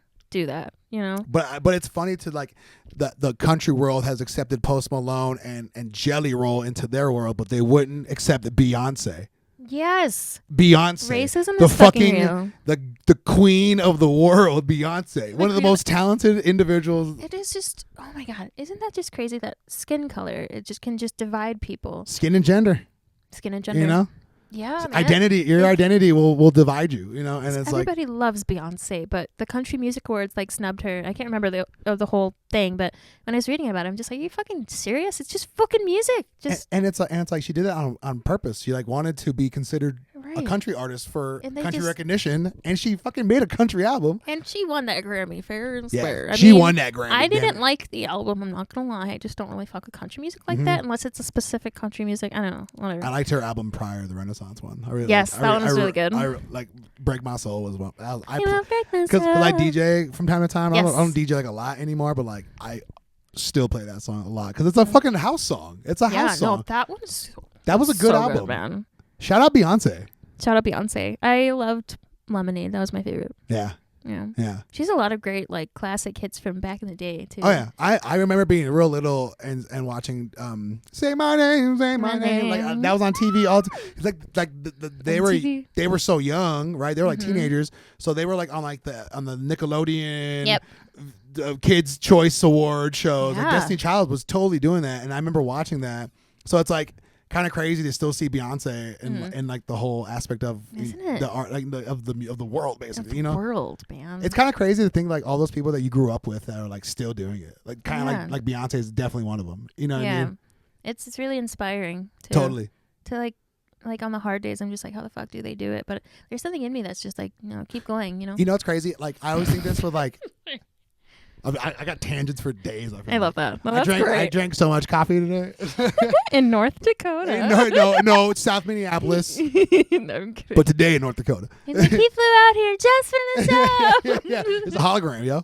But like like when like old actors pass away now and like they're like in their 90s and like you're like, oh, I recognize them. I don't really know who they are though. Yeah. You know. But like, can you imagine that when like Denzel passes away? Oh my God, but you know, or like actors that we really loved like, growing up, and like fucking suck. Like Samuel L. Jackson, or like who's that one man that voices everything? Morgan Freeman. Yes. But like, so it's like we like seeing all these like old actors pass away. I'm like, I don't know who this person is. Like 95 years old. Like who is this person? You know what I mean? Like like their big hit was in 72. Ew. Like damn, you know what I mean? Like Dad, who is this guy? You know? Just like, oh, well. But then like we're eventually gonna be old and like lose our people. Like when Mac Miller died. Oh my God, that fucking sucked. Like that was such a weird one because I'm like, what? Right, like I wasn't. Nobody was ready. We're the same age. Yeah. He graduated like when that Kids mixtape. Dude, I think so, yeah. Like Kool-Aid and frozen pizza, and like, yeah. So that came out the summer after I graduated high school, and he also graduated high school. So we're the same age. So he was going to be 33 too? I didn't really like Mac Miller I thought he was like this corny white rapper dude, right? But then he really grew on me with like the Macadelic and like towards kind of like the end of his life. Like he was switching out. He was like doing more like he had like Thundercat playing with him a lot more, and like. I wasn't really vibing with his early stuff, and I find myself like thinking like, damn, like I should give people more chances or something, because it's like, why do I like them when they're not here no more? You know what I mean? Well, and I feel that's like not your fault. And we all do that, you know. And we all do that. We do, yeah. No albums go skyrocket, like when Prince died. Yeah. Good luck finding a 1999 copy. You know what I mean? Like, good luck finding Purple Rain. You know, that's one of the definitions of human nature to find someone. But that was a crazy one because I'm like, damn, this guy's my age. I've been watching him for like 10 years now, and it's just like, how'd he die? Like, that's so sad. Like, what the fuck? And it's like, but it's like when someone that famous who's also your age, it's different because it hurts, because it makes you realize how fragile this all is, and it's just like, because when you're like in your 20s, you don't think you're gonna die, you don't think you're gonna pass away, you don't think you're like you don't think your time is now. Yeah, you know what I'm saying? So like when you see it. Someone and every generation has like that superstar that passes away early. You know what I mean? Yeah, that sucks. But it's just like, damn, that's crazy though. Yeah. Because and it makes you think like, man, like I might have till tomorrow. You know, you don't know. Yeah. You don't know. That's another way to like, damn, you get so caught up in like bad things, and then you should be like, well, fuck this for now. I gotta be happy because But it's good to feel your feelings, but sometimes it is just like, okay, that's not a big deal in the grand scheme of things. Let me just keep living life. And like, I don't like to feel like I'm impending doom, but I feel like I don't want to waste time. You feel me? Because it's like, and like, I like, why would I like not want to like do some things? I don't know. I just feel like I'm like, by no means do I feel like I'm like running out of time. Right. But I feel like I'm losing my time to do certain things. Exactly. You know what I mean? Yeah. Because by the time, like when I'm 50, I can't do what I'm doing at 33. You know what I mean? Allegedly. You're right. Allegedly. Shout out technology in 20 years. True. I'm counting on you. Right. Don't let us down. My hearing is counting on you. Do you wear hearing protection? No.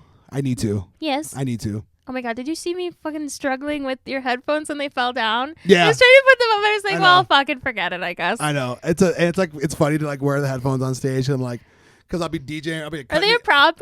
No. Oh no. Okay. Cause I got one in. Mm-hmm. So when I'm cutting, right, I got the turntable on my left hand, and that's controlling the audio sample, right, and then my right hand's got the crossfade, so I can like cut it, right. Okay. So normally I'll have like both ears will have music playing, but when I'm playing with the band, I have no music coming. I only have the cut music. I only have like the sample, right? Okay. Because if I'm doing like a rap show, I have my instrumental in one ear and the cut in the other ear, basically. So like with the band, I want to have one ear in so I can hear the sample and also hear the band. Okay. You know what I'm saying? So like it's not a prop. If anything's a prop, it's that little keyboard I have that I play with one song with. That's a prop. Okay. That's a prop. Okay. That's definitely a prop. When you say cut, what do you mean? Oh, okay. Scratch. I'm sorry, scratch. That's okay. Yeah. When you're using terms, and I knew the audience probably wouldn't understand, but I definitely when didn't know. I scratch my turntable. When I go ever on my turntable. That's funny. How long have you been DJing? I got my turntables in 2016. So I was living in North Dakota at the time. Sweet mother of God. I was living in Minot, North Dakota at the time, right? It was after college, and my brother was living in Panama, and he like just moved there, right, at this time. Yeah. And I was like, man, I was like talking to him because he's been DJing forever. He had turntables. He still has turntables, and I think he still like DJs vinyl from time to time. But like he's got like like everything he needs for modern DJing, because it's not just turntables anymore. You got like these controllers and stuff. Exactly. But like I remember, I was like, Josh, I want to buy some turntables and like learn how to like scratch, and do all that kind of like add to my set. I want to add to my set and DJ myself. That was the whole priority. I want to DJ myself, so I don't have to bring someone to do it all the time. Yeah. And then my brother found a pair of turntables and the cases in Minneapolis on Craigslist for like $600. Wow. So I drove from fucking Minot. I picked up my buddy DJ Moreplay. Shout out Moreplay. Shut up. I picked him up in Fargo because I was like, I need you to come with me to like check it out, to make sure they're like worth it, because I have no idea what the fuck I'm doing. True. And he came with me. We picked him up. Great deal. I even like talked the guy down to like $550. You know what I mean? With the cases, 2 turntables and the cases for like $550. Okay. The guy was also like a pro DJ, so they were like in good condition. You know what I mean? And like he was selling them because his like wife got him a newer deck, and he just didn't need them anymore. So I was like, I lucked out. I fucking lucked out. Yeah, man. I still use them. I still I've gotten like some cables fixed, but like they're still in great condition. Probably gonna last me a long time. Yes. But like, so I was like, I got these turntables. I bought a mixer. I bought a Tractor Z2 mixer. That's like the thing that has like the crossfade and the knobs and all that kind of shit. Okay. It's like that thing, and like it was like I bought it on like Zounds, so it's like Zounds. So it was like an installment plan. It was like one of those musician websites. Oh, okay. So and then I started bringing it with me to like every set or like to like every show. Okay. I used to suck. I was like, I didn't know what the fuck I was doing. It was more like a prop at that time. It was more a prop because I was like mostly just press and play, but I had the turntables and I was like barely scratching because I didn't really know what I was doing. I honestly, like maybe for like a year was like, I don't know what the fuck I'm doing with these. You know what I mean? And then I was on the road because we were like touring a lot these days. And I was DJing for everybody. It was like me and 3 other rappers, and when that happens, I rap and I DJ for everybody. Okay. I should be getting paid more, but I'm fair and I split evenly, fuckers. But like it took me like 2 to 3 weeks consistently trying to scratch to get it, and I remember like one night I like got the combo right. Like, it sounded how I wanted it, and I was like, oh my god, that's the best. That's the best. Yeah. It's the fucking best. And ever since that moment, I was like, I got it. And like, by no means am I like that great at it, but like I know what I'm trying to do. Yeah. You know, because like I don't really like DJ a lot. Okay. You know what I mean? There's a reason why I only bring one turntable to the set. You know what I mean? Okay, Because I'm not mixing that much music. I barely DJ. I mostly just use it for the scratching for Hiahli. Okay. And because like I consider it an instrument. You know what I mean? Yeah. And I can run that little keyboard that I have for the one song. Not one song. I run that into my mixer. Okay. Yeah, and I can run like other microphones in my mixer, and like I can kind of use that as like a kind of like a PA if I need to. Okay. Yeah, I can like Cool. I can like run speakers through it, and like Yeah. so like it's kind of like a little like mixer. You know what I mean? Okay. Yeah. Sure. So okay. yeah, so and like I've DJ'd for like myself for years now, and then What? I'm pretty selective when people ask me like, "Hey, will you DJ for me?" I'm like, no, I'm good. When they ask you, what does that mean? Like, so for example, like, say we're playing a show, say we're going last, so we sound check first, right? Yeah. And like my turntables are up there. I'm not striking them; they're staying up there because we're going last, you know. And then someone be like, "Hey, you want like scratch for me or DJ for me?" I'm like, I'm gonna take a break. I'm like I'm standing up all night. I need to take a break, you know, or like. But I've spent so much time like DJing for rappers and like doing like hip hop open mics when I was living in Austin, Texas. I DJ'd a lot of like hip hop open mics, right? People be giving me their phones, plug in the auxiliary. Sure. Okay. I got a crazy funny story. You know, like the weed pens that have the USB chargers? No, but yes. Someone gave me one of those one time thinking it was his USB drive with his music on it. And I was like, bro, what the fuck is this, man? You're just like, I can't play music off of this. Yeah, He's like, oh shit, sorry, my bad. My bad, like, bro.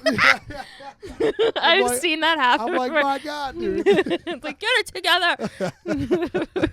That's good. But so like I think like with DJing and like the turntables for me, I just like picked it up as a interest. Yeah. And it became more of like a hobby, and then it became more of like an extra way to make money, you know, for like DJing, like whatever events. But like nowadays, I really like to just do it for like music and for like performance. It's more of like a performance thing for me. Nice. Yeah. Because my brother's been DJing way longer, but I think I'm better at him at scratching. Yes, I am. Wait, and what's his name? Funky Josh. Funky Josh. Shout out. Shout out Funky Josh. Is that his Instagram too? I think it's like DJ Funky Josh. Okay. Yeah. Oh my God. Shout out at DJ Funky Josh. Love you, bro. Miss you. Miss you. How did you know that you wanted to incorporate it into Hiahli, or was that the conception of Hiahli? So when I lived in Austin, Texas from 17 to 19, only 2 years. I was only there for 2 years. Okay. I left North Dakota. Believe it or not, Jasmine, I left North Dakota. My beloved North Dakota. I left, and I moved to Texas for a couple of years, and then when I moved back to North Dakota from Texas, I moved to Fargo. Okay, I never lived in Fargo at the time. I never lived there, and so it was my first time moving to Fargo, North Dakota. Okay. And Jason, my bass player, as soon as I moved there, he was like, "We're getting together and making a project." Oh wow! So it was first called Cold Sweat. I just kept my name but like with the band, you know.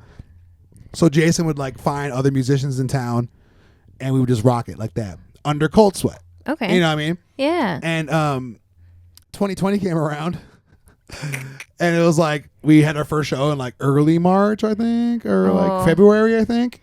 Before everything happened. And like we under Hiahli, like I like made the Instagram page, I did a Facebook page, you know, like I announced this new band I'm gonna start, and then COVID, you know.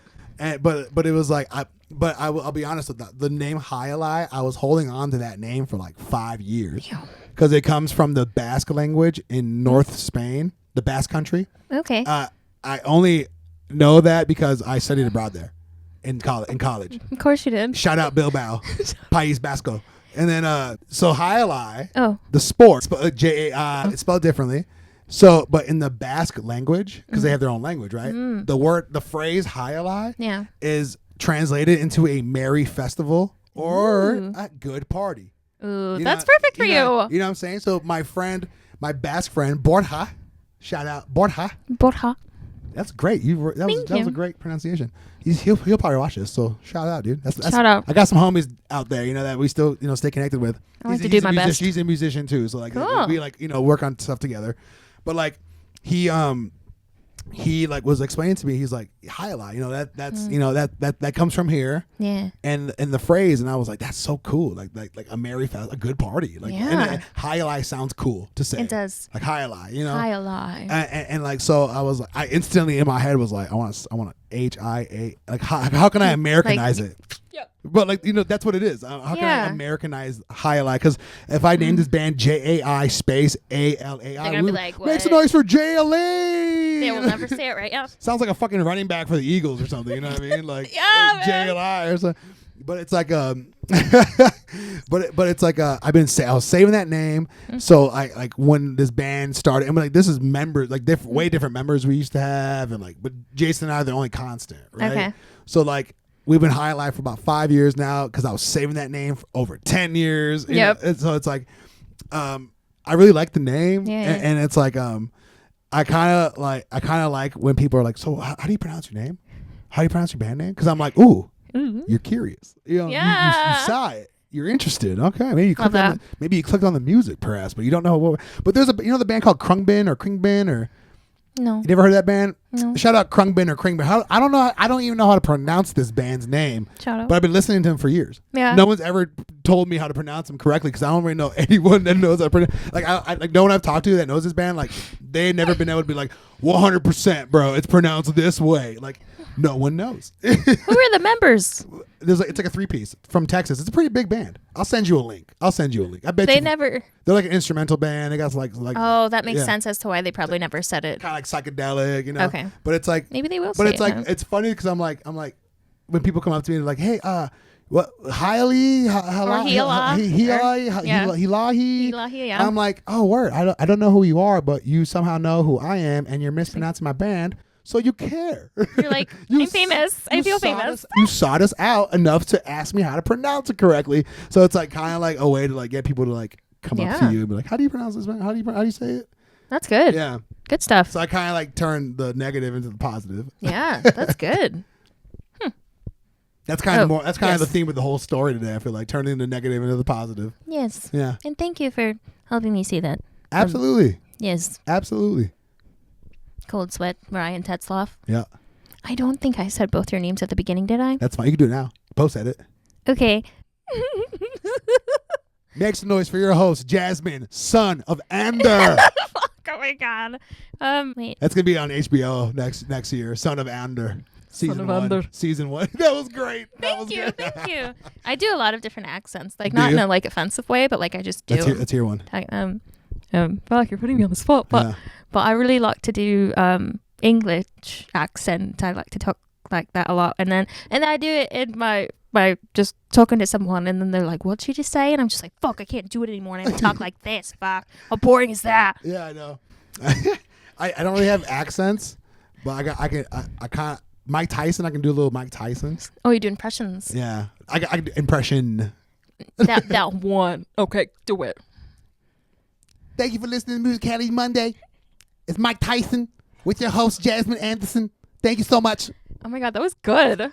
And like I had Mike Tyson on the show and she just wanted to talk about some music with me. That's good. That's all I got. And I've been doing it's funny because I'm like, that's the only one I have. And I've been able to do that for like 20 years now, I feel like. It's just Damn. a little kid. Yeah, man. It's probably because I'm mean. Making fun of a dude with a lisp. Who would kill me. Who would absolutely murder me. He has a fucking tiger. He's got a fucking tiger, mate. He's probably like, damn, that's good. You got like a Liverpool accent? What does that one I don't sound know. like? If I heard it, I could do it. It's like the Beatles, like Liverpool. It'd be like he's not even the best drummer in his band. Is that the Beatles you said? Yeah. That's Sam's favorite band. I don't know. That's Sam's favorite band though. Is it? Yeah. That's the Beatles. Sam's favorite band, the Beatles. Yeah. or he really likes. I think that's his favorite band. Yeah. I mean, let's be real here though. Like deep down, it's probably everyone's favorite band. No, because they're brilliant. I Yeah. mean, And like to be Yeah. honest with you, like, every song is almost like a different genre. And it's like at the end of their like when they were doing like the psychedelic stuff, yeah. you know, like even those albums, it was like different songs had like different sects of like of psychedelic sound, and it was like this is the one Tame Impala took. This is the one that like like Portugal the Man took. This is the one that like MGMT took. You know, and it's just like it's kind of like. They're so like cliche, like the Beatles, right? But like they really are fucking dope though. I know, and people talk about like how cliche or like whatever they are, but like when you really get down to it, like they're pretty they incredible. fucking wrote some hits though. Yeah, like a lot of hits. They tore that shit up. Did you ever watch that documentary on Apple TV, like the Get Back documentary? And like it was no, I gotta get Apple TV. There's a lot of True. good documentaries. There's some on good there. shit on there. The but Billie like, Eilish one I want to watch. But there's a segment where they're like it's Paul McCartney was like humming the like he like didn't have the words yet, but he was like he was like humming the melody. Wow. And all of a sudden he had the lyrics. What the fuck? And you like watch it in real time. You're like, holy fuck, that's awesome. That is pretty awesome. Because I'm like, how many songs are like that? How many songs Right. have you have the melody or like for me, I'll be like, I write so many songs in the shower. Like I'll be in the shower. I'm like, I got to get the fuck out of here. Yes. I gotta go write this down. I gotta get I out. gotta go. Yeah. So I bring my phone in there. Yeah. Oh Get yeah. distracted. You gotta have notes. You gotta have your notes ready. You know. Notes, audio recording. We got this one song called Front Page, and I totally wrote that hook in the shower one day years ago, and I was like, and like the way we rap it with highlights, like the sun denies what the moon recognizes. It's like a heavy kind of, but the way I was singing it in the shower was like, and the sun denies what the moon recognizes. The genre change is crazy. And I'm like washing my hair, and it's like with this smile on my face, like, and we just flipped it. Yeah. We just flipped Like, it.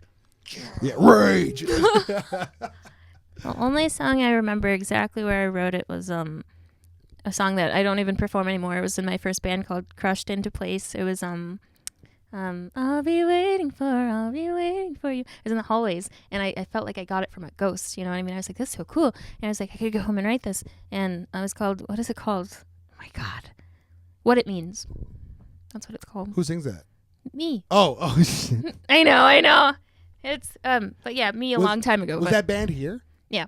That was your first band here? First band. Did you have a band back home? No? Oh, so this is okay. It was my That was like your my getting baby. the door down. Yeah. How long did that band last? 2 years. Okay. It felt like longer, Okay. you know?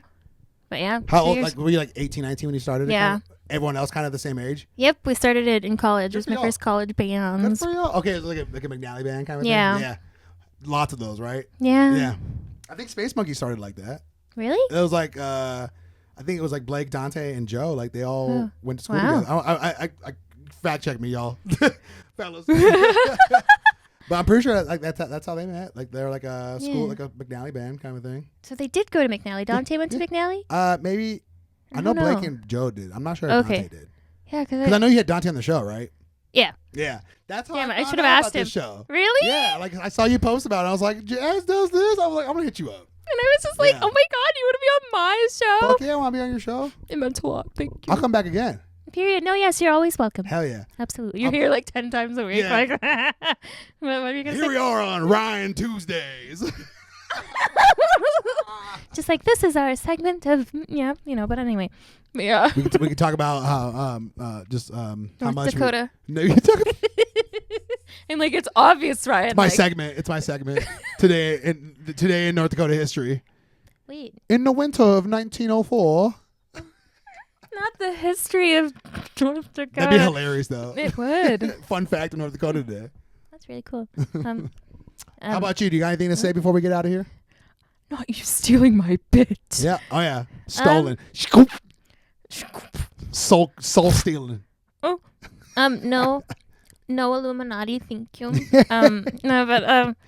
I guess I want to say it's gonna get really hard sometimes, but there's always gonna be something that makes you smile again. And I can't wait to release my EP or singles or whatever they are. Hell yeah. Because I listen to them feel better, and they really make me feel better more than any of the other songs. Not to like That's say awesome. my other songs suck. They're great to me, but these songs like You're really hyped meant on something. these ones. Yeah, I'm really so excited about them. You proud of them? Yes, I yeah. feel the same way with our upcoming singles, and I cannot Yeah. wait to get them out and like get back on the promo game and the Promo game. marketing game. And, Yeah, you know what I mean? man. So good for you. Good for you too. Yeah, hell yeah. North Dakota. Illinois. This is good. Would you like to leave anything with the audience? Yeah. Once again, my name is Ryan Tetzloff, aka Cold Sweat. I play in the band called Hiahli. If you see our name on a flyer, come check us out. Check out our music anywhere on the internet. Mm-hmm. And like Jasmine said, things can get rough. Mm-hmm. They're probably gonna get worse, to be honest with you, before they get completely better. Yeah. But just know that there are communities of people out there that you probably fit into that would love to accept you into them. So if you feel lost, you feel pissed off and angry, find some people that will welcome you into their community and give you some love and positivity. Yes, thank you. Okay. This is a really great episode. It had all the emotions in there. Laughter, crying, emotional, what is it? Uplifting. But anyway, Laughter, cries, and North Dakota. That's actually really good. Like, North Dakota is its own emotion. I love that. Because he said it in every sentence. I'm not even kidding, bro. That was crazy. It was really. But yeah, thank you so much for being on the show. Thank you so much for having me. This is really great. Fantastic. It was a gift. So make sure you go check out Ryan Tetzloff, aka Cold Sweat, everywhere. I'm gonna link everything down below and put a whole bunch of stuff in the description. So make sure you click on everything. Somewhere right here. Click right here. Subscribe and hit the below today. Yes. All right. See you guys in the next one. Peace. Did you watch that part? No, but I do that every time too. That's funny.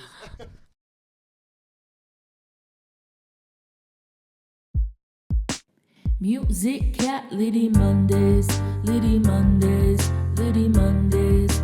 With Jazicality Mondays.